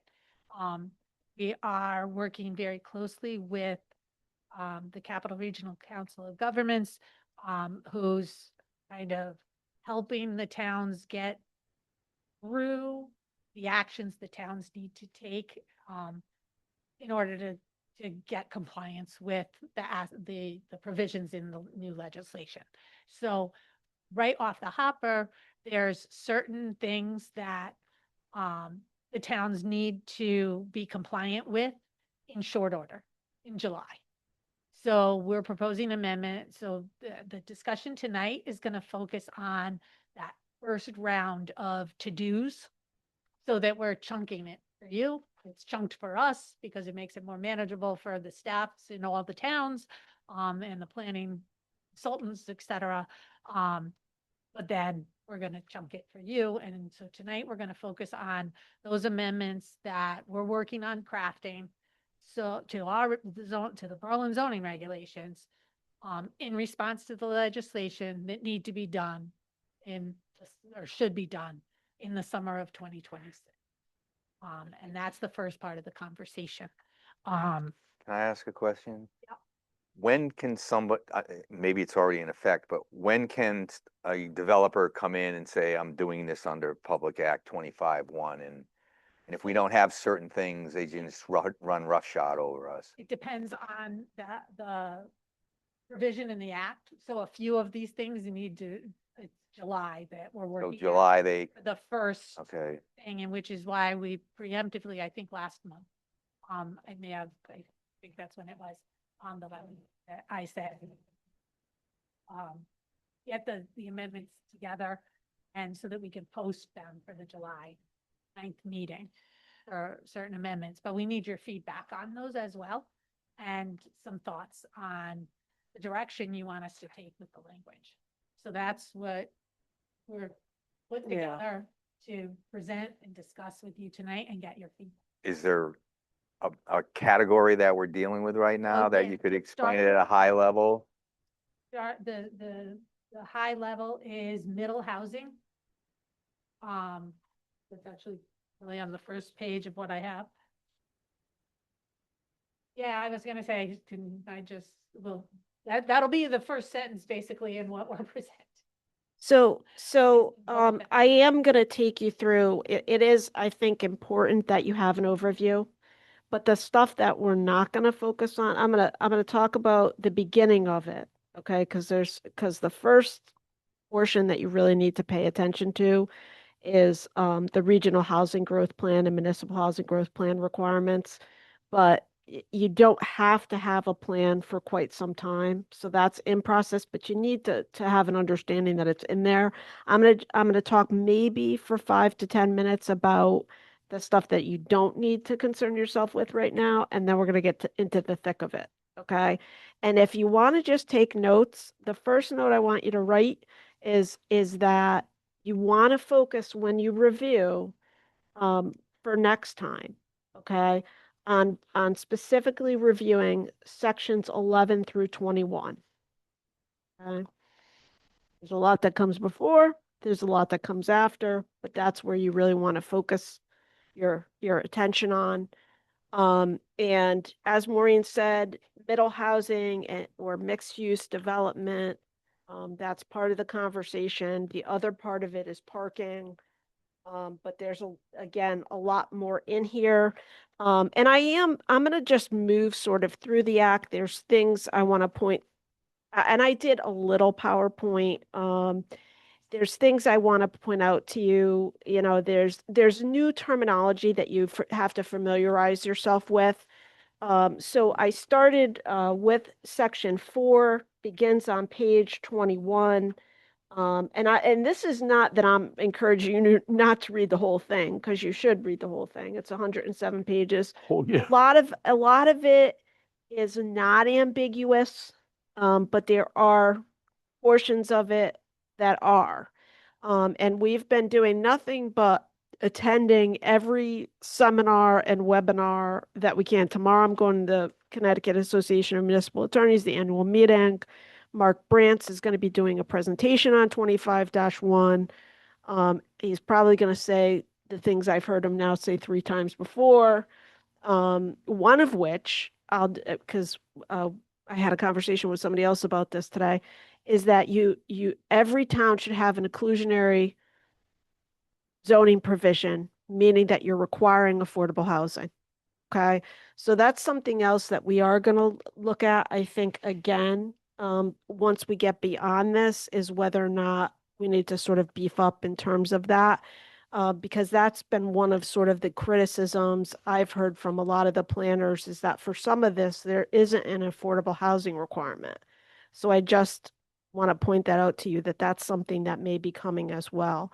But if you look at section 4, again, it begins on page 21.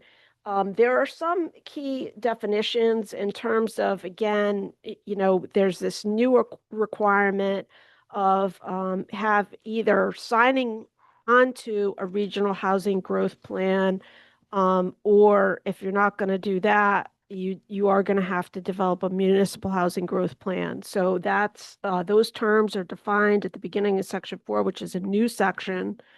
And then as you move through the definitions in section 4 of the act, going on to page 22, there's a definition for affordable housing goal and affordable housing unit. Affordable housing goal is further defined in section 7 of the act, and we'll get to it in a second. There's also this concept of developable land. We are going to be figuring out what Berlin has in terms of a developable land.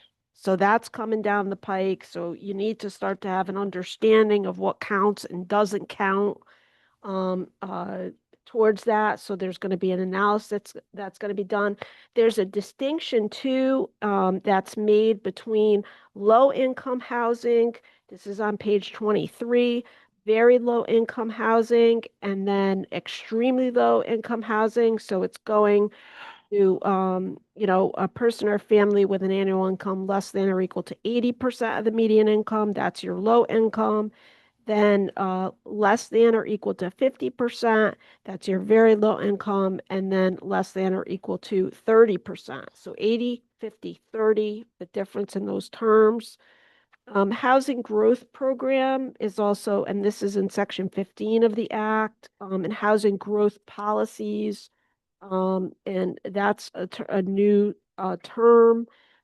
So again, just wanted to focus you on those. Hope you all have a pen and you're kind of checking off. But moving on. 1 second on the housing growth plan.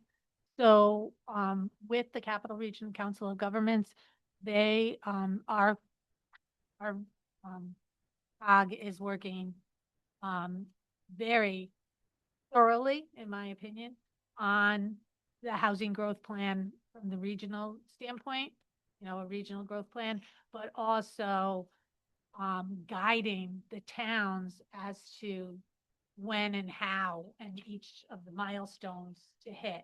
We need information from OPM. So that is something that is the action on that is not something that will be discussed at the public hearing you have for the first set of amendments. This is something that will be probably coming along in early 2027 after we have reports from OPM on the requirements and their data that they're going to be providing to the towns that they're still coming up with. And we get more guidance and find out what the regional plan will look like so that the town as a whole can make a decision as to whether they want to go with the regional growth plan or the individual municipality.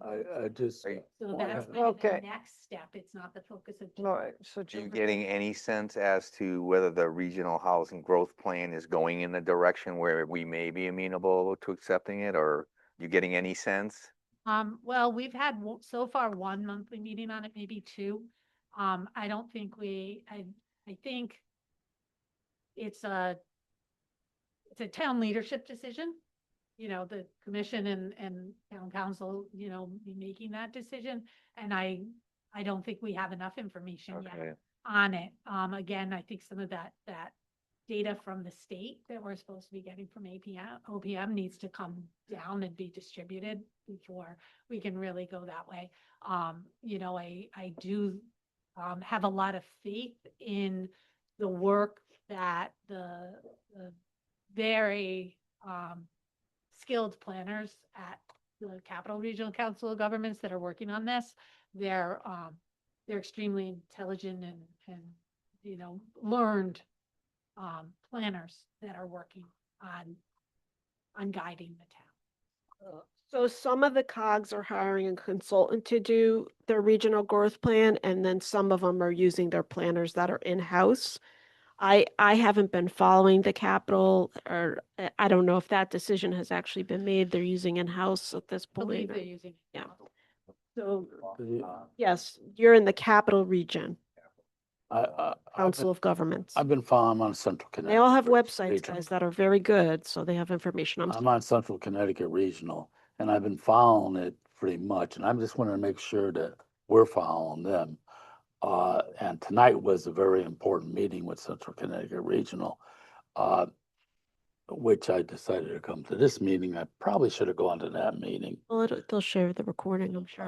But Post them. That a lot of the PowerPoints that we've seen at each of these webinars or meetings we've gone to have been put together by some of the same individuals, and they're going from one Okay, to the next. okay, So okay, I just, it's very likely that the information is possibly on one of the, you know, like I said, we're compiling PowerPoints and the materials distributed at these meetings so that, but, one of them was, 38 pages, another's 59 pages. If I copied all of them, it's better to have them electronically. at I'm, this I'm point just wondering if until I should somebody- be start going to these meetings, along with my,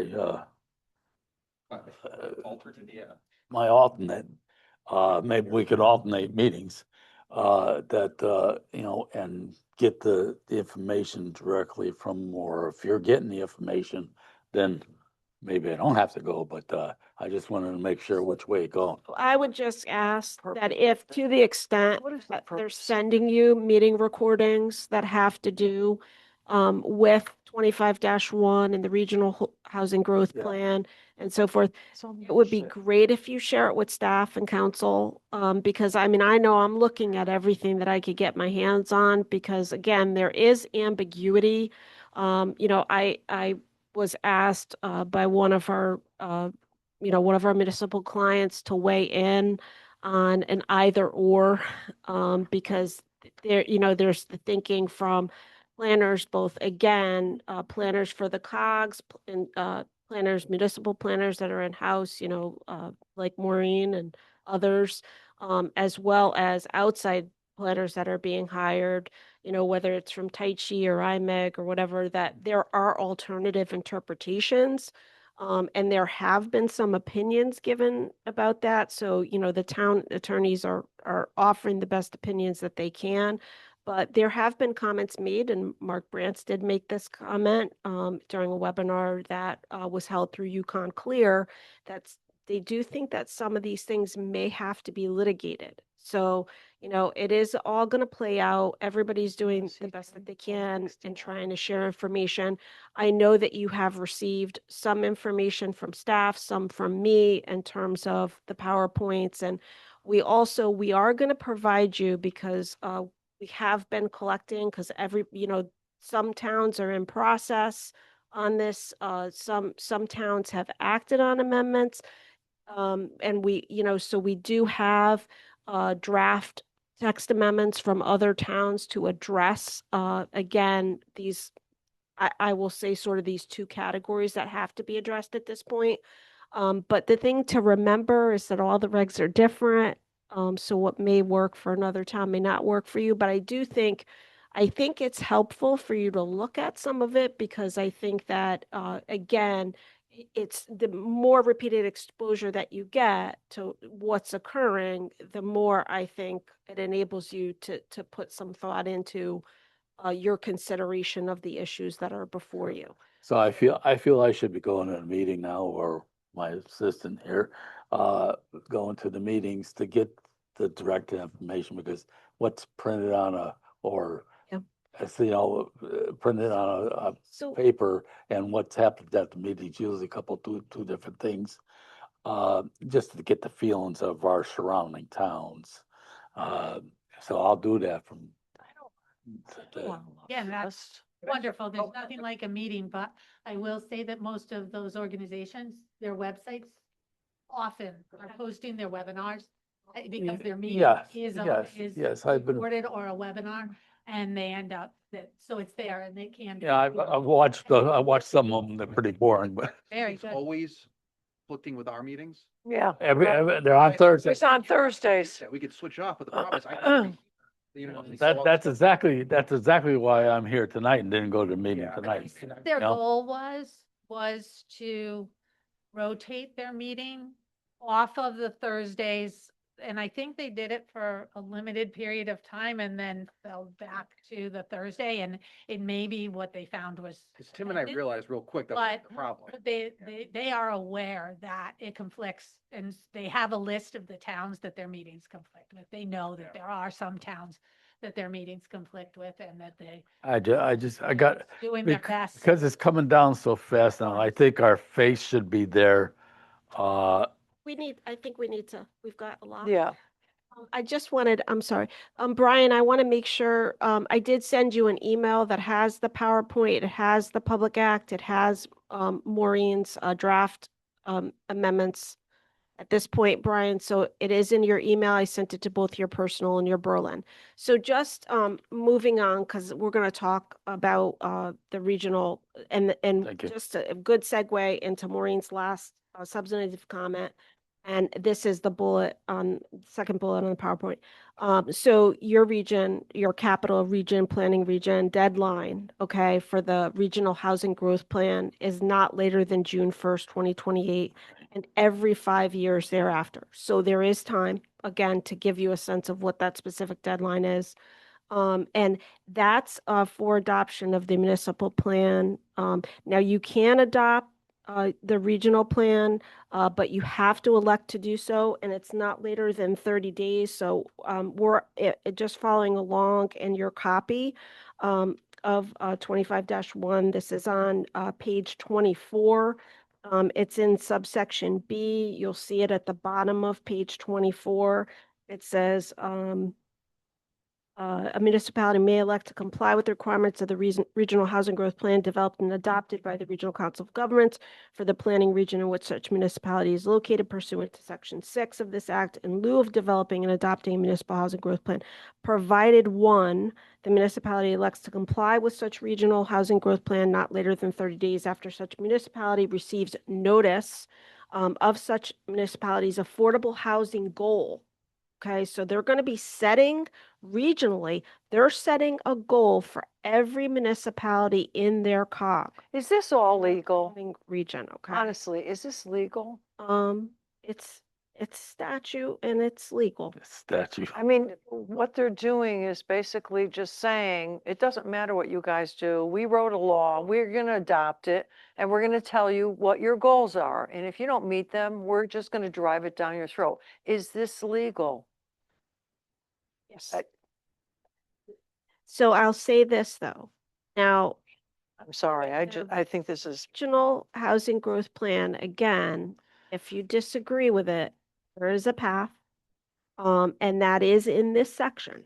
Okay, which is why I said I didn't want to not discuss this, even though it's not really the focus of what we need to do at this moment in time. But I think you need to sort of recognize what that process is. So again, you know, we're not going to assume about, we have no idea what housing goal is going to be assigned to the town of Berlin. That's to come. So we will be hearing that. But then part 2 at the top of page 25, and such regional housing growth plan is approved by the municipality's chief executive officer and its planning commission or combined planning and zoning commission. So again, you're going to have to act quickly, okay? But presumably, you know, and again, we would have the expectation that you would have some sense before your goal is actually assigned, determined, what that goal is going to be, because the preparation of the regional housing growth plan is going to be discussed during the course of what I'm sure many meetings, which your staff is going to be able to attend. And remember that you can attend as well any COG meeting. They're public meetings. I often do see planning and zoning commission members in attendance, both in person and online. So keep that in mind, that what is, I think, and this has been discussed in the seminars and webinars, what the hope is that you'll have a sense of what that goal setting is going to be before it actually occurs. Okay. Yep. So I was gonna actually say exactly that, you know, we are anticipating getting a sense of those goals in advance of the goals being published. And so starting the deadline date, you know, starting for that deadline, but also at the regional meeting that I most recently attended, they definitely received the feedback from the room that having information on where those goals are coming from, where the data, what is supporting the data that gives us those numbers, and other aspects of the plan. It's not going to be, hopefully, you know, the senses and it's not the, and it is the goal of the COG as well, is to provide the information that supports what the plan says or what the goals are, so that the towns can make decisions they're comfortable with. You know, where'd that number come from? And you having information about where the number came from. Why is it this number versus a different number, or what are other numbers? So I just wanted to let you know that it's not just gonna be, here's a document, deal with it. We should have the background information that goes with it, and hopefully we will get a good portion of that information in advance of the document being compiled, so that everybody has time to review them, look them over, see if something was missed. I just want you to understand that we've done very well as a commission meeting the goals that the town, you know, the state with their 10% affordable. And we have busted our chops to make the best product available for the town that melds with the town. And to have this given to me today, and I knew we knew about it last month, but to actually be seeing this and being told that basically we're under the gun and that July 1st, we got to adopt all these, these sections. I just, it really angers me. It really does. I'm thoroughly disgusted that with all the work that we've done, that they're going to decide that, oh, don't worry, the regional board is going to figure out your life for you. Yeah, right. Taking it into consideration what we have done so far, or? So, I mean, I know that you're not in the decision making, you're just representing this yeah. concisely. And I want to, I want to get into, because there, you can do your own plan. I'll say that, okay? So that's in, and again, that's why I'm going over this section. I know, because I don't know, I'm want sorry, I this- just, Because as we get into this process, this can't be no, a I'm not sorry. surprise to you, right? So remember, something we learned a lot when you did, and George was on, the committee for the affordable Mhm. housing plan. We learned a lot about how people are living in the state, going through that process, as did all the municipalities. And there are a lot of people living outside their means, okay? Mhm. And that's a big impetus of that, is because I think they're seeing that those numbers are increasing, right? And we talk about unaffordability of the state and what that means in day-to-day living, right? So, that's sort of the driver, I think, probably. Again, I've watched, some of the hearings that have occurred on some of the other legislation, that I've shared with you. But remember that you do have information, because there was a lot of work put into your affordable housing plan, okay? And the expectation is that, you're going to see an update to that information, that and you'll have that at your fingertips. So that way, if you do make the decision not to agree to comply with the regional and do your own, you're operating too and preparing your own with that data, okay, with the same data. So subsection C, okay, again, of this same section, and we're on page 25. Now, this is in part what needs to happen if you decide not to go the regional housing Just put it back. route.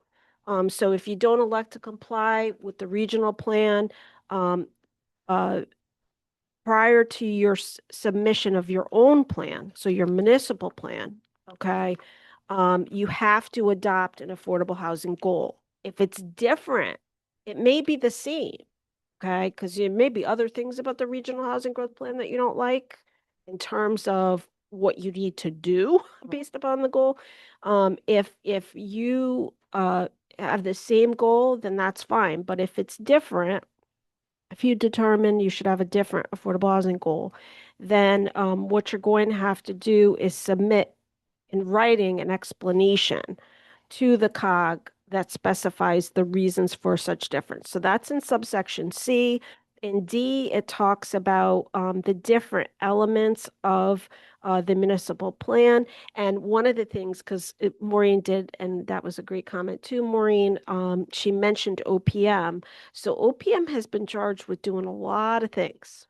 And you're going to see that throughout this act. They're taking on a new role.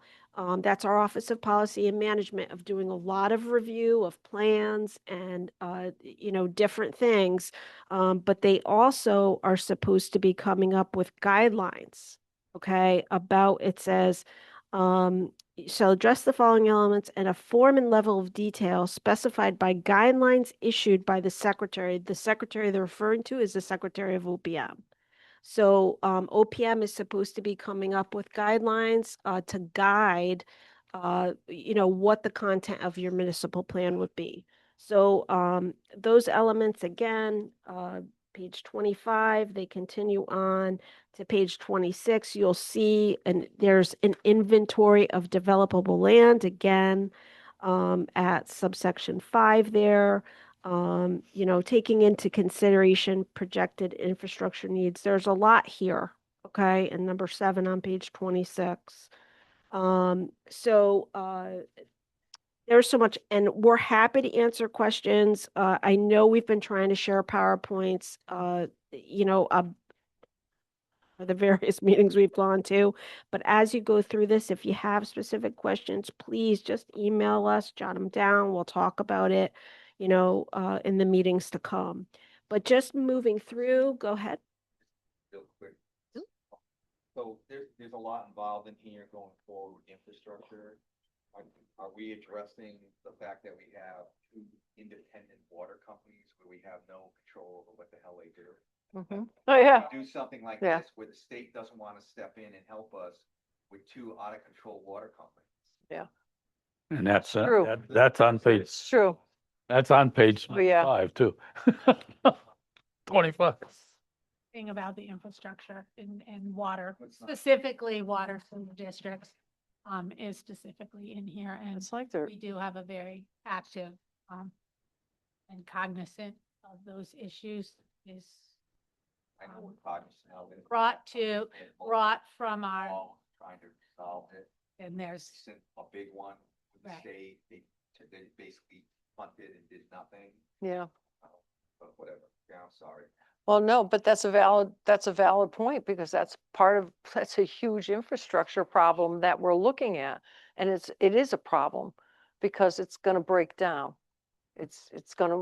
The pipes are old Well, that's- and it's doing it now. That's one thing I brought up about for all this development on Farmington Ave, and every time I ask a question, like, can our, water and sewer system handle it? And it's always yes. Well, I mean, eventually it's gonna be no. And we see the Waterbury Well, it's- example. We are gonna see, it's gonna happen here eventually. whether it- We've got water mains breaking all over the place. Happens all the time. And, I've certainly seen, I'll give one shout out to Kensington. I've seen them repair, water mains very quickly when it happens, but it's gonna get so out of control at some point. Yeah. The good men and women who do this work every day aren't gonna be able to keep up with it. No, no. So, in section 5, again, that you're sort of taking a look at now, that's the section that has the municipal plan requirements and the process and everything. And then if you move on to, section 6, which is, starts at the beginning of page 29. Again, we're already almost page 30 of the 107 pages. We're not going through all 107 pages. We're only No, on page don't. 61. Okay. Oh, shoot. I promise you that, and I'm gonna move quickly, so, I should have brought my so, highlighter. section 6, that's what starts the regional housing growth plan. Okay, so all the requirements on process, and contents and so forth for the regional housing growth plan are in that section. It continues on, 30, 31, 32, and, 33. And then section 7, okay? It's section 7 that actually talks about the affordable housing goal. Okay, so, and that is a new section. course and it it is. gives, of course, a definition of affordable housing goal. And, it does, some things of note. It defines multifamily housing as a residential building that contains 3 or more dwelling units. That's on page 34. So I'll leave you to review that, in its entirety. And then, to section 8. Section 8 is a new section. It's at page, 37. And, section 8 deals with, sections 8 through 10, actually, pages 37 to 42. See, I've already got you to page 42. Uh, but, the definitions in section 8 that I think are important to look at, we have the definition of developable land, of eligible location, which is existing residential or commercial. Okay? Of multifamily housing, of, also of townhouse housing as well. At three or more consisting of single family dwelling units constructed in a group of 3 or more attached units. So that's important to look at. So 9 continues on with this idea of a priority housing development zone. So, you know, this priority house, Maureen and I haven't talked a lot about these sections 8, 9, and 10. But you know, there's been a lot of chatter that I've heard with people sort of focusing on it as a good option to try to exercise some control over, you know, what's happening. This is an opportunity. So I would take a close look at it as you're going through, because we will, I think, talk about it in the future. Section 10, also new, again, continuing on, priority housing development zone. There's a process here. You know, there's a preliminary letter of eligibility. There's a whole lot of procedure in here that is gonna play out. So here we go. Section 11. Are you ready?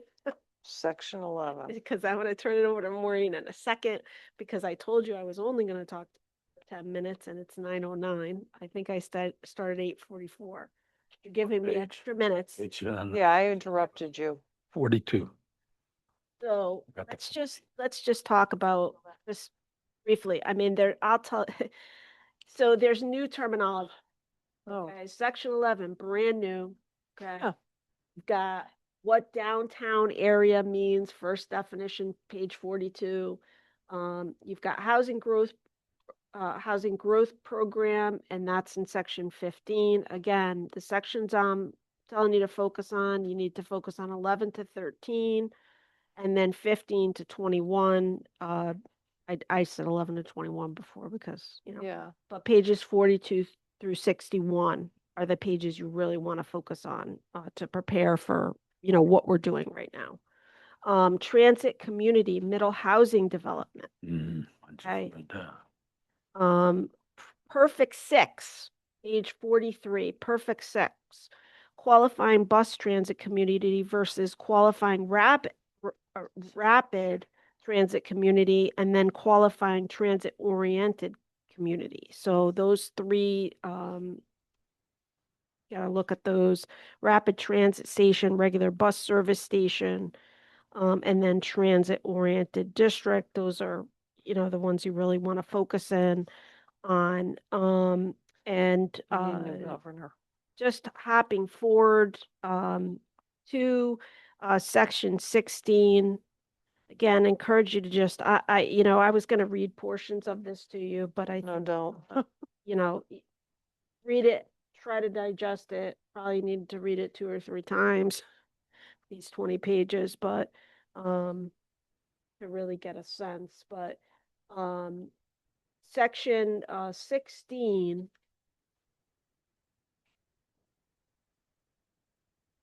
And that begins on page 55.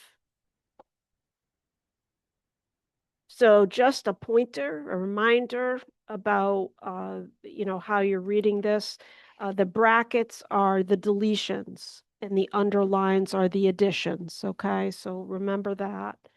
So section 8-2S of the general statutes is repealed and the following is substituted in lieu thereof. I'm reading page 55. Subsection A, on and after July 1st, 2026, any zoning regulations adopted or amended pursuant to section 8-2 as amended by this act, 1 shall allow for the development of a transit community middle housing development as defined in section 11 of this act, or a mixed use development on any lot that is zoned for commercial or mixed use development, subject only to summary review. And summary review is defined. We're going to talk about that in a second. It's defined in section 8-2R, and the act is defined in section 17. So the next section, okay.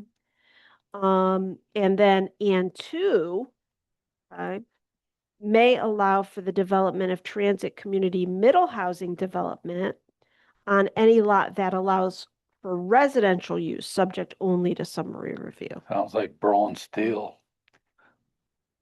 And it goes on. Okay, it talks about, what the regulations need to do. Just clarify Yep. something, that's an industrial zone, not a commercial. Oh. Oh. I just So it's- But that, So it's better to be industrial rather than be commercial. say it at the time the comment was made so that we can connect the two. I'm sorry. I didn't mean No, to- no, that's okay. Can I ask for So you're safe if it's industrial? summary review? Does that mean like not subject to special permits, blah, blah, blah, blah, blah? Okay, thank you. Section 17, page Okay. 56, just flip the page. Okay. So, again, they're repealing, subsection A of section 8-2R and substituting it for the purposes of this section. Summary review means able to be approved in accordance with terms of a zoning regulation or regulations, including but not limited to requirements concerning setbacks, lot size, and building frontage applicable to a proposed development without requiring that a public hearing be held. Ugh. Variance permit or special exception be granted or some other discretionary zoning String action this up. taken other than a determination that a site plan is in conformance, so a site plan, with applicable zoning regulations and that public health and safety will not be substantially impacted. So you are making that determination of compliance with applicable zoning regulations, okay? And that public health and safety is not being substantially impacted. And it references, the definitions of dwelling unit that are applicable multifamily housing. Okay. And moving on to 18 repeals section 8-2D of the general statutes, and subsection 9D now prohibits regulations which require a minimum number of off-street parking spaces for any residential, except as provided in a new section, section 19 of the Act.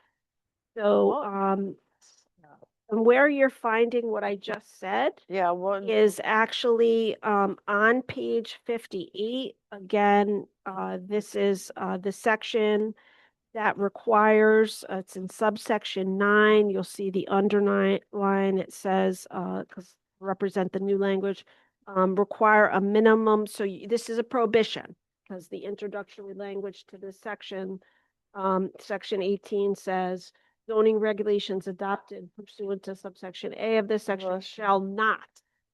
So your zoning regulations, God bless you, shall not require a minimum number of off-street motor vehicle parking spaces for any residential development except as provided in section 19 of the Act. And coincidentally, we are going to go to 19 next. And 19 begins on page 59, almost to page 61, folks. And then you're going to hear from Maureen. So you need to read this closely. I had visions of trying to summarize it for you. It is somewhat difficult. I think that it is lengthy. You do need to read it, page 59. And so it says carrying over the section of the section ending on page 61. Then we have section 20. Section 20 is new on and after July 1st, 2026. Any regulations adopted by a municipality pursuant to zoning authority granted by a special act shall comply with the provisions of subsection 9 of subsection D of section 8-2. And that's what I just said was the prohibition. Okay, I'm hard to say this. And as amended by this act, then it references section 8-2S. As amended by the Act, section 19 of the Act, again, an exception there to the prohibition. And then section 49. Section 49 concerns priority funding, so I wasn't going to talk about that. And then lastly, we have section 21 of the Act. So section 21, read it, it's not particularly long. It carries on to the next page. It talks about residential mixed-use development that contains 16 or more dwelling units or any commercial development in terms of parking. So Maureen, I'm gonna turn it over. Ready? Yeah. Maureen's got her. Charlie Brown, Maureen, wherever you go, it's going. I'm for a much more So you hear, wow. I- what we're working on right now in the amendments, the regulation responsive for July 1st. July. Now, I do want to let the commission know, straw poll planners, many towns are not meeting the July 1 deadline. There's a handful of towns that have adopted the regulations. Everybody else has been working on them. Is continuing to work on them and. Yeah, that's very unrealistic of the state. Right, so I'm gonna have them. Closer to the fall, and that's amongst the planners. Oh, yeah. Probably 50 to 100 of them. That's all.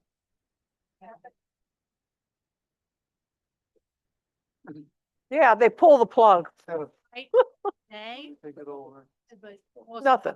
They run the Nothing will risk. happen. I mean, in Automatically be approved. that. I think we should start with the governor's house. that Let's, have let's do fun. one of these things here, right? in his Like backyard.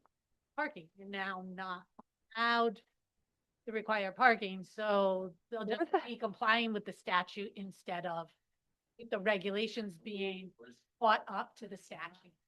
So I think that. I don't know you know, what, I know yeah, we get what were they really smoking? upset about this Because they're amendments that, Well, generally speaking. will- I don't know where it comes into play, because what you said is like Charlie Brown, wah, wah, wah, it's like, That's where I went back to the. but my understanding is like, if you do your own plan, I don't know when and where that has to do with the July date, but there are a lot of elements that you can put into your plan. You have to take out every word that's ambiguous type of deal and be very specific, you can't say aesthetically pleasing or something like that. You have to state that you can state things like, you will use one of these 4 sidings, you will use only pitched roofs, you will not, we don't allow flat roofs, things like that. After so many feet, you can insist that they have indentation so you don't have a big flat wall on. So that's kind of stuff that you could get crammed down your throat, I think. So some of our design guidelines that we already have in place Okay, for the Kensington Village District okay, are pretty specific as far as architectural elements. okay. So I think what I've been looking at is, because it's the way I think regulations should be written, is if you have provisions in one section that you're, doing something similar in another section, you should try to marry them as much as Right, possible. Because right. it makes for a much less confusing Right. review, not only for the commission, but from a developer standpoint to come in and they know that, your design guidelines are substantially similar. Not that you wouldn't maybe have different guidelines, and we do. We have the Farmington Avenue Design Mhm. District, design guideline standards, the Berlin Traffic. But we may we have need, 2 different sections. we may need other ones with that provision that if you have, Very, much more specific. I think that's what we'd be looking to do in the regulation. isn't there a new twist in there though? If you're in an area like, take Farmington Avenue and you're gonna build a 3-story building, that the bottom floor has to be commercial, and so That's actually in our regulation. That's in that's the in our regs, regulations right now. okay, okay. Yeah. Actually, I But that's everywhere, right? district. But will that be everywhere in the future? You mean everywhere in the state or everywhere? Everywhere where we have commercial areas, not just in an area? It's only- Oh, okay, only in the transit oriented? I bet you wish you were back on finance, huh? Right, right. So that's the other thing, that is, a part of the regulation you can. You put were in. walked right into this one right here. Gonna actually swing you. Okay. towards- and It's actually a different, I updated it to take out the accessory dwelling unit information that, because we were confused. So Brian, the copy of this that you got, which is shared on the screen right now, has, accessory dwelling unit. Yeah. It's deleted from there. Because it's not being dealt with urgently. Not that we don't want to deal with the accessory building. So. This is incredible. I need a lawyer to read this. There's Have that, right? part of the proposed text amendment I'd like to make is to add the definitions. If not all the definitions, but certainly the relevant definitions to these initially proposed amendments to the regulation. So we have definitions, somebody doesn't have to go to the statute to find out what middle housing is. We put the definition of middle housing, for instance, summary review. Those definitions as put in the statute that says this is what summary review is, add those as amendments to the regulation and definition. So that's the way I started this outline. And again, this was a working draft that I'm continuing to work on today, so. And then the regulation does call for, like I said, middle housing in the candidate-oriented district, so area. In our definitions, or in our zoning regulations, the Kensington Village overlay is defined as, purpose of it is to create a transit-oriented area. So I think we're responsive to that.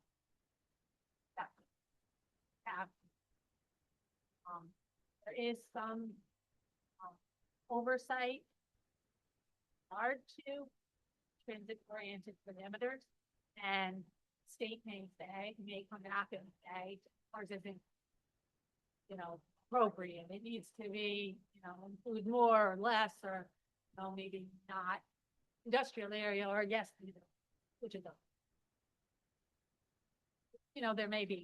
we may get some further guidance for standpoint of this mission. They have established what we know is transit oriented.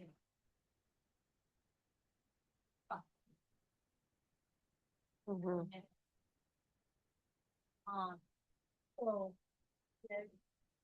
that is clear, what or mechanical, or where is the regulation? Item zones, where does it go? And so putting it in another step, in the special regulation, have adult housing, have gasoline filling station, have the shoes, we have other special zones and section 11. I think that housing, it would appropriately go there, and zone where we list residential zone, commercial zone, then put it as a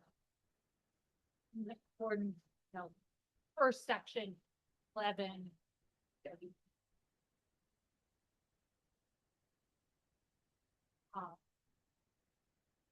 So that basic zone refers to overall regulation, not regulation.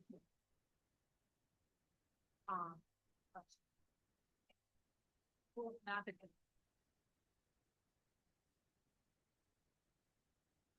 regulation that goes with overall housing.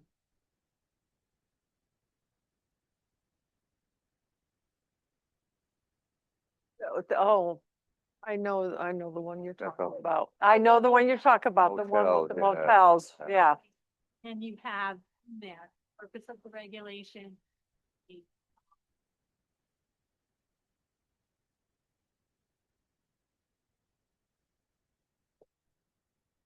purpose, qualifying, there has to be both requirements that go with that regulation.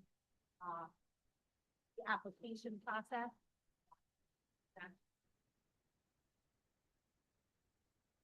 With regard to someone do and what happens for and other aspects that Your eye, but keep working on your revisions. Yeah. I was. But, Um, but I have a question. I don't even know how I should say this. My question is this. So if we decided to take the route in the future and say to the state, we're going to do our own thing. And when we are already working on regulations, we're gonna govern ourselves, so to speak. That's separate. Yeah. but housing growth is documented at its great concern. You know, a lot of people have raised the, what does this mean? You know, that's the big Yeah. a lot of commissioners people have with regard to the public acts. So I think that's where, I'm gonna go ahead and get back. But regulation changes are other aspects of the public act that we need to be working.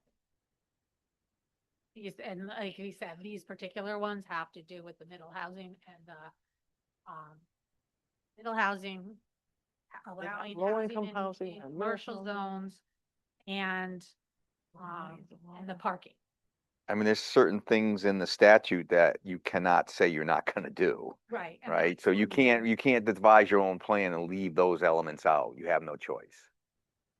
You just have control over some of the aspects of some of those things that you can maybe mitigate some of the bad architecture or things like that, but you have to have these elements in your plan if you develop your own.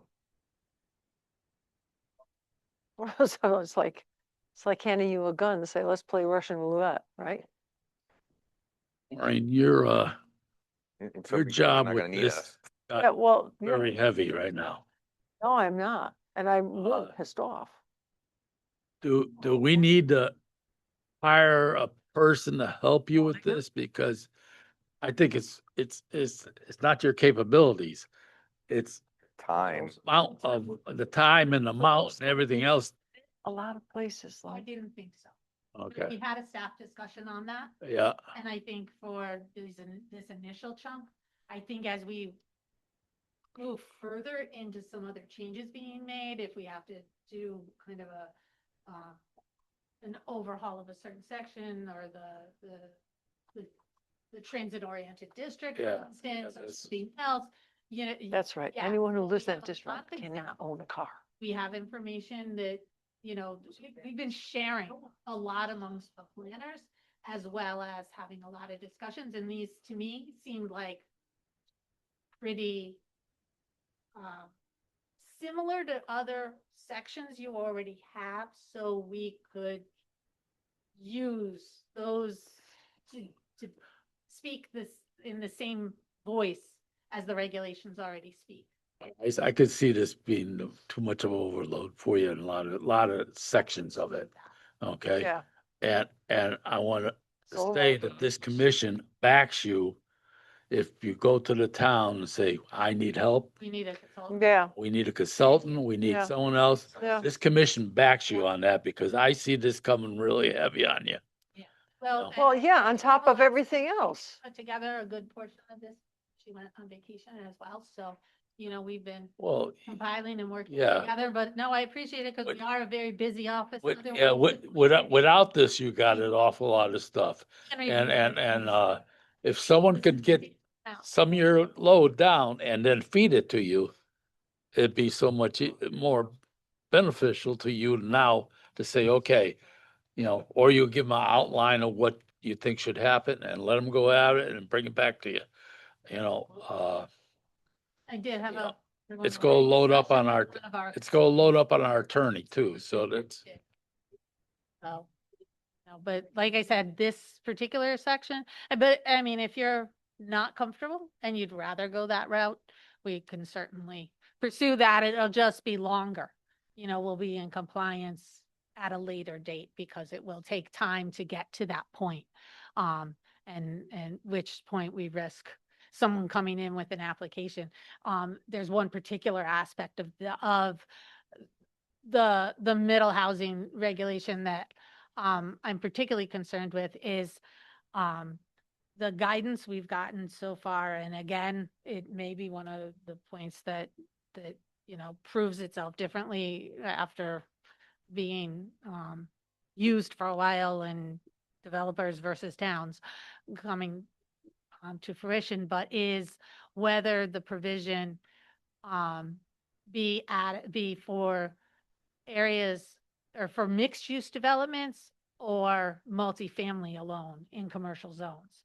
Our recommendation, based on what I've learned from the commission through doing the POCD, the housing plan, regulation changes, et cetera, is that in the commercial zones, you prefer mixed use developments to having some of the commercial zones switch to or parcels switch to a housing development alone. So the mixed use would most likely have commercial on the first floor, as Commissioner Millard commented, you know, how you define where it is. And the guidance we've got is that you can choose. You can say specifically, you're allowing it as a mixed use development, or you're allowing it as multifamily residential development, or you're allowing it as either.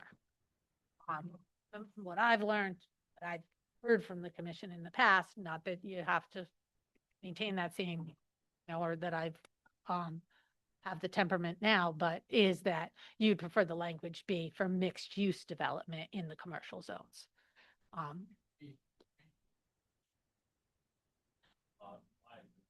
Exactly. And both are fed by each other, which we've certainly seen, and we've gotten testimony from some of the developers, particularly Newport. You know, they need the residential so that the commercial comes. The commercial comes because the residential's there, and the tax base of the commercial is nice too, you know, and the vibrancy, it creates the sense of community is in turns it from, you know, that bedroom suburb to a place where people stay because there is commercial activity, and otherwise you lose commercial activity. So you'll see that that is, you know, my second question here for what we'd like feedback from the commission from as we're looking at the, you know, writing the regulation itself is, you know, I talked about putting it as section 11, in section 11, then the provision applied to mixed use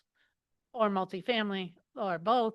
So, you know, give me some feedback and we'll write it that way, or direct a consultant. If we end up going that route, we'll advise them that way that it's been discussed. Feedback?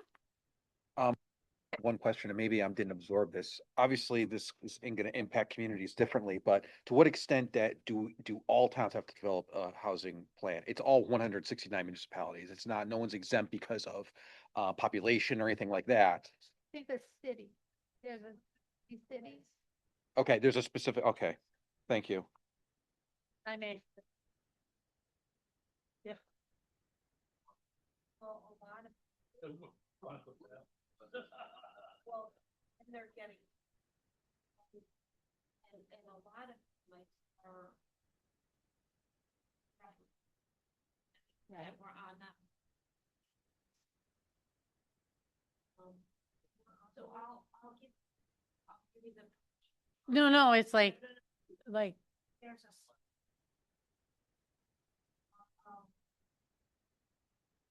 Yeah, I'll give you a copy here.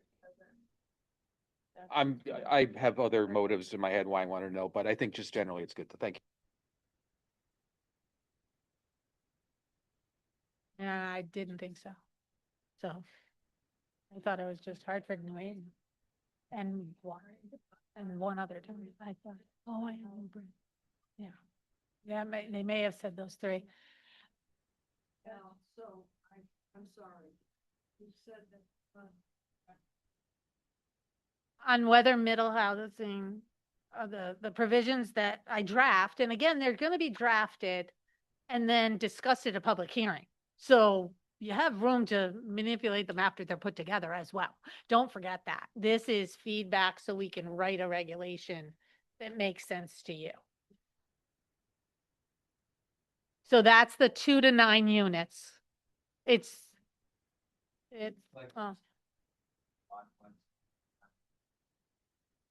So this.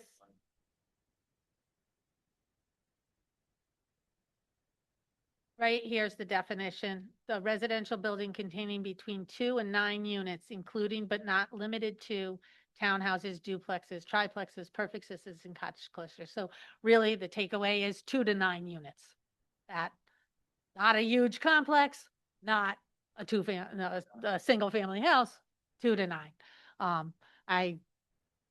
I immediately wondered why they didn't go to the 3 to 9 because they're handled differently in building code.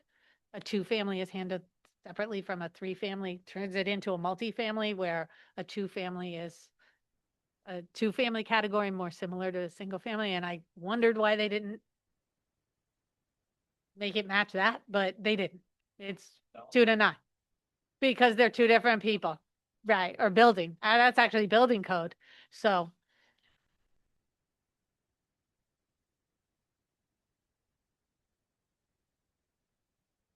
yeah, so, but again, it still does allow the 2, and that maybe have been the goal as well, is to allow more the individual homeowner to develop their lot into 2, which, some private individuals that aren't developers could do, but that's the definition.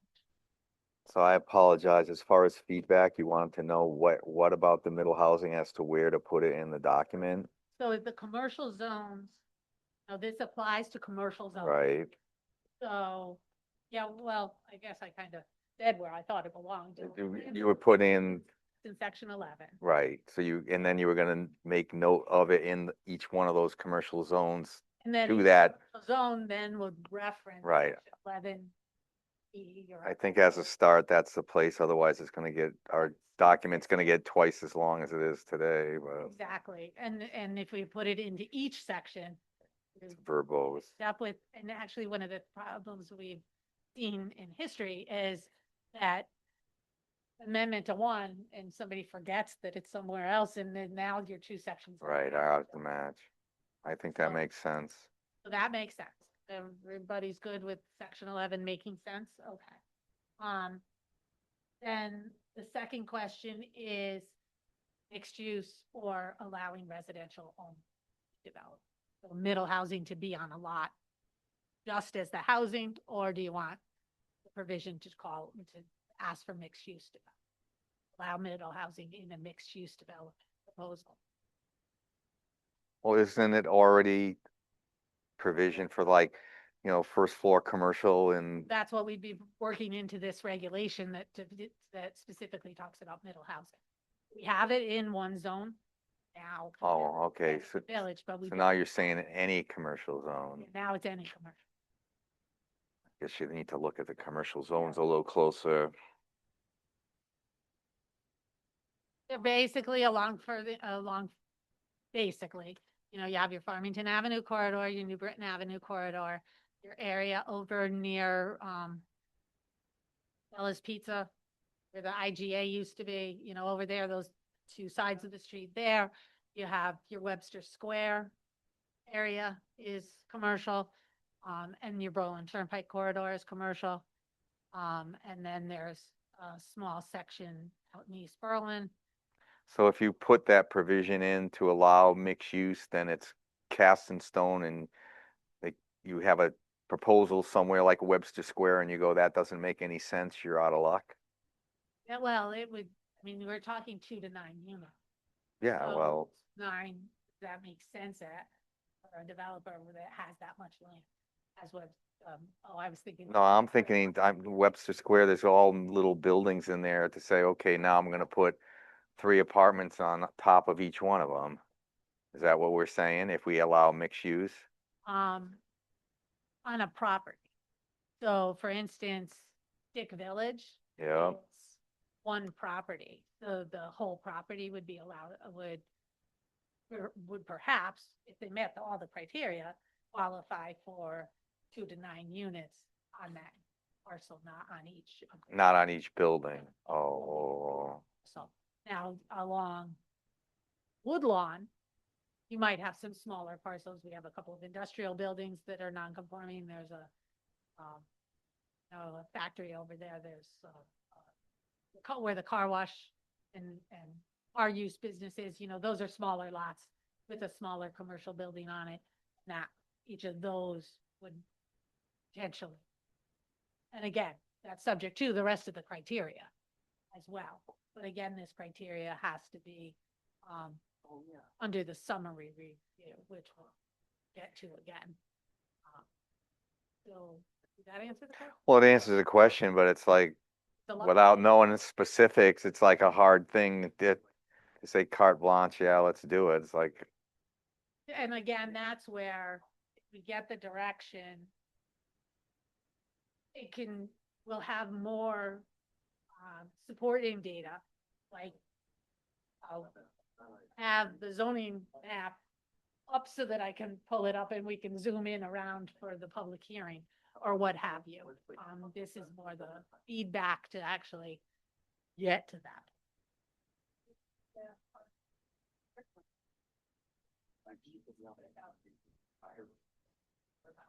Yep, I mean, and that would then perhaps have it not be, or, you know, maybe in section, and I'll still put it in section 11, or, you know, that's where my head, that, putting it in section 11, where in, and I believe this is true, you know, that's a new question to me, I hadn't thought of that, but, in the CCD1, CCD2, GC zone and BT1 zone, these are the qualifying standards.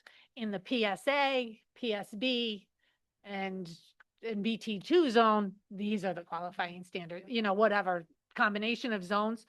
I think you could then separate the criteria down to individual zones and separate it out. Mm-hmm.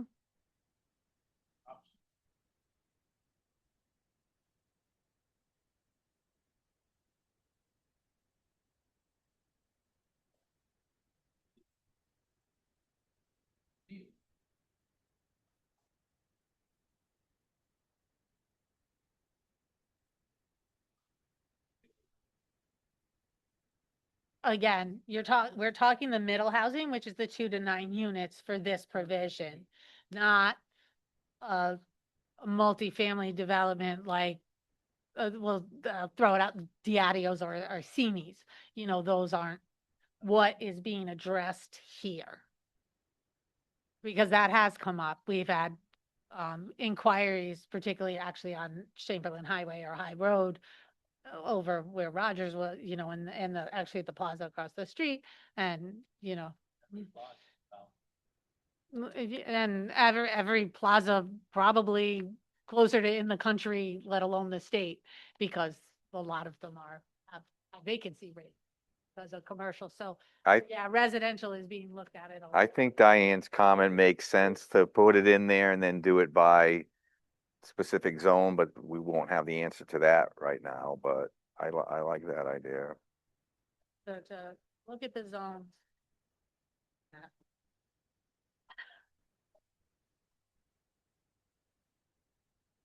Real small. So I got feedback on that one. You know, I'm thinking actually at this point that perhaps not the goal of the slide night, but instead perhaps the second slide. If as a staff, we can come up with what we feel are the regulations, because we'll have to notice that second meeting before you have your. But of course, we could always notice it, and then you could postpone it anyway, once it's noticed.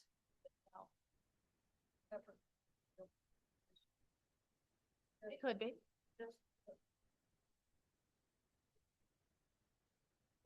Well, I mean, you have the time. No, this is for the feedback. We had the working meetings with Francisco on all those other regulations as well. I mean, that happened. Yeah. And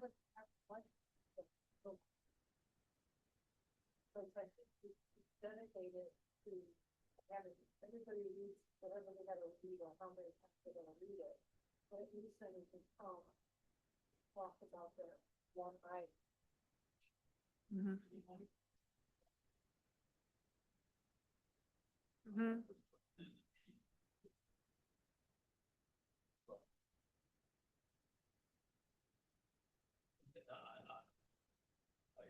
No, you saw the POCD meeting probably. That was the other meeting you saw, the implementation committee meeting. We only had 2 meetings on the calendar for July and 1 for June because of the holidays.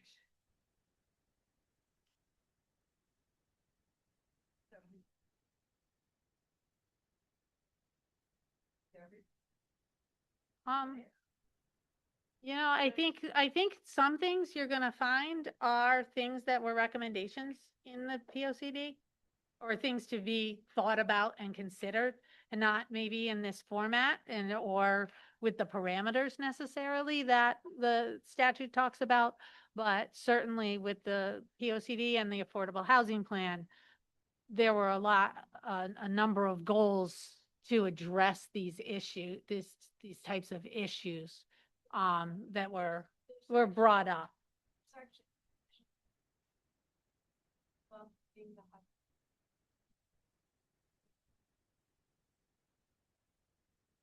Thank you. One reason. Even tonight, I put that meeting. And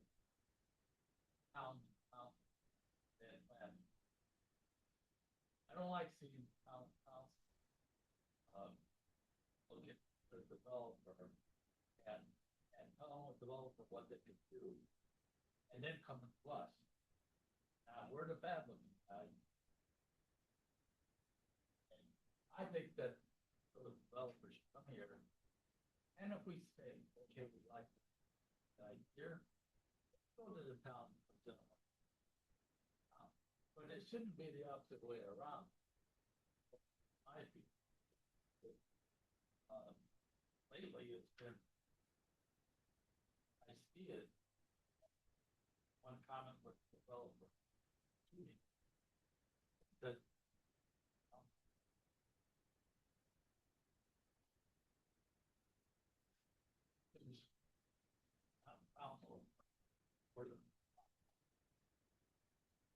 So I'm gonna. That's a big question for me, because it's kind of a confusing month. July has meetings on the 9th, the 23rd. Those are your existing meetings, and the 30th is most likely the POCD Implementation Committee meeting because they were both planned for the 23rd. So we couldn't have conflicting meetings for so many of the same people at it. So the 16th is the other Thursday that's in July. Or I don't know what to tell you.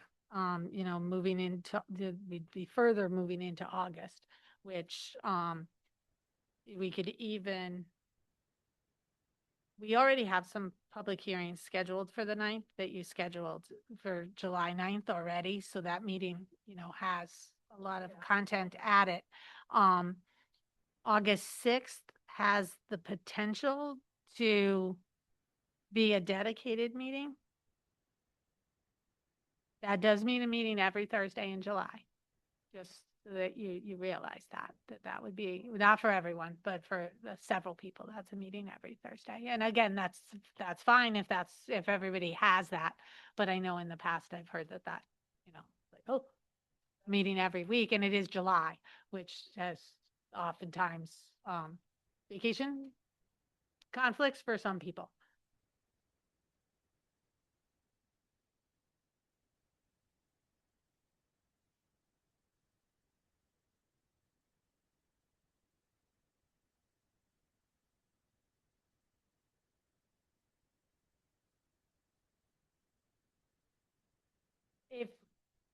Right, another night. Or if you want to have the discussion meeting even before the end of June. You canceled the June 18th meeting because of the holiday, but you do have the other weeks in June. I don't, again, it's only the chunk that we're dealing with immediately. What?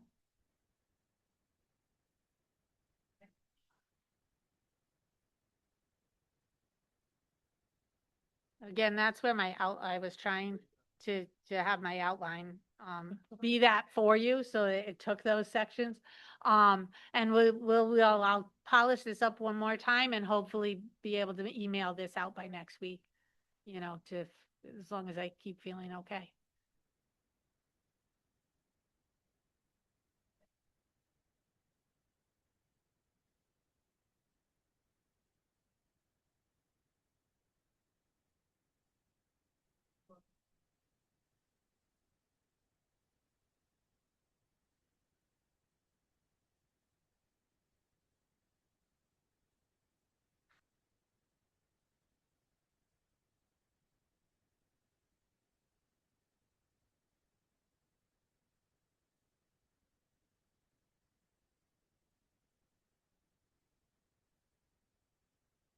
I'm actually pulling up the town calendar now in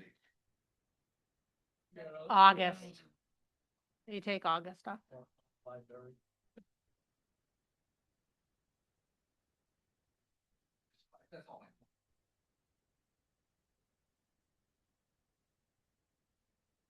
Which month?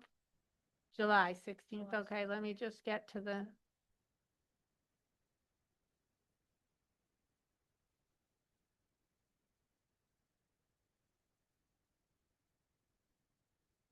So it looks like there's plenty of meeting rooms available July 16th.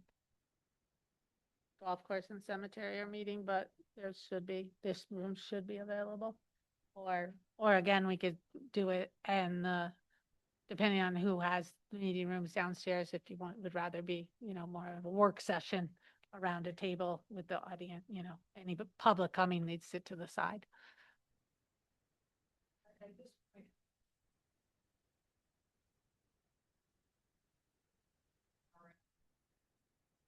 And waiting until July is fine with you. Okay.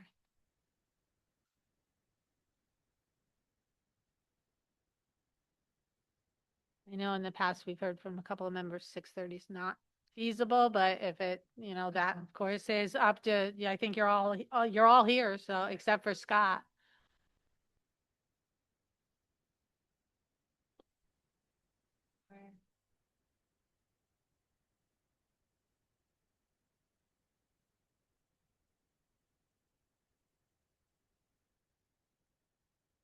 Brian, did you hear that the discussion is for a special meeting on July 16th to discuss potential text amendments? I did. I should be able to make that. Okay. At 7 p.m.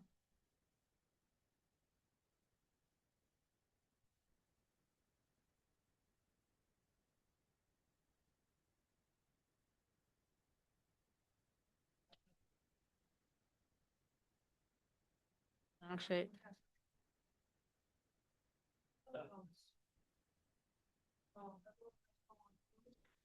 So just really quickly, again, we have compiled text amendments from other municipalities that are in process, and we continue to gather. So I have put them all together. I will send those out to you. I think I'll probably send them through ShareFile, so that I could just send one email. So it's safe to use the ShareFile. So it is for me. And that's, how I typically send large documents. So, don't be concerned.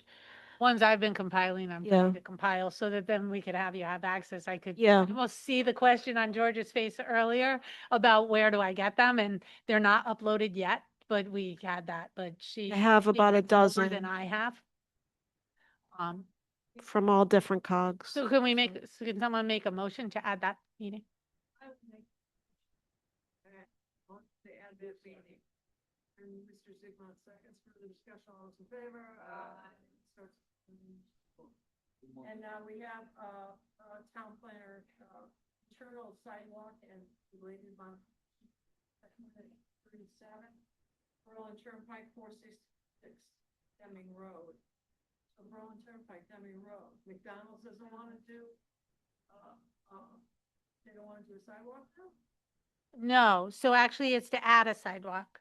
So,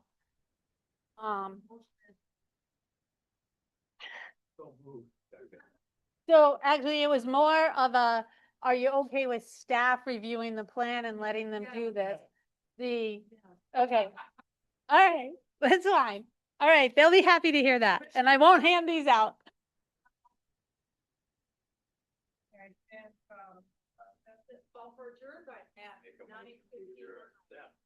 Okay, who has the motion to adjourn? Motion has a second. Second. All those in favor? Sorry. I got you on, dude. Such a bad. Last couple of days, terrible. We're gonna get weather.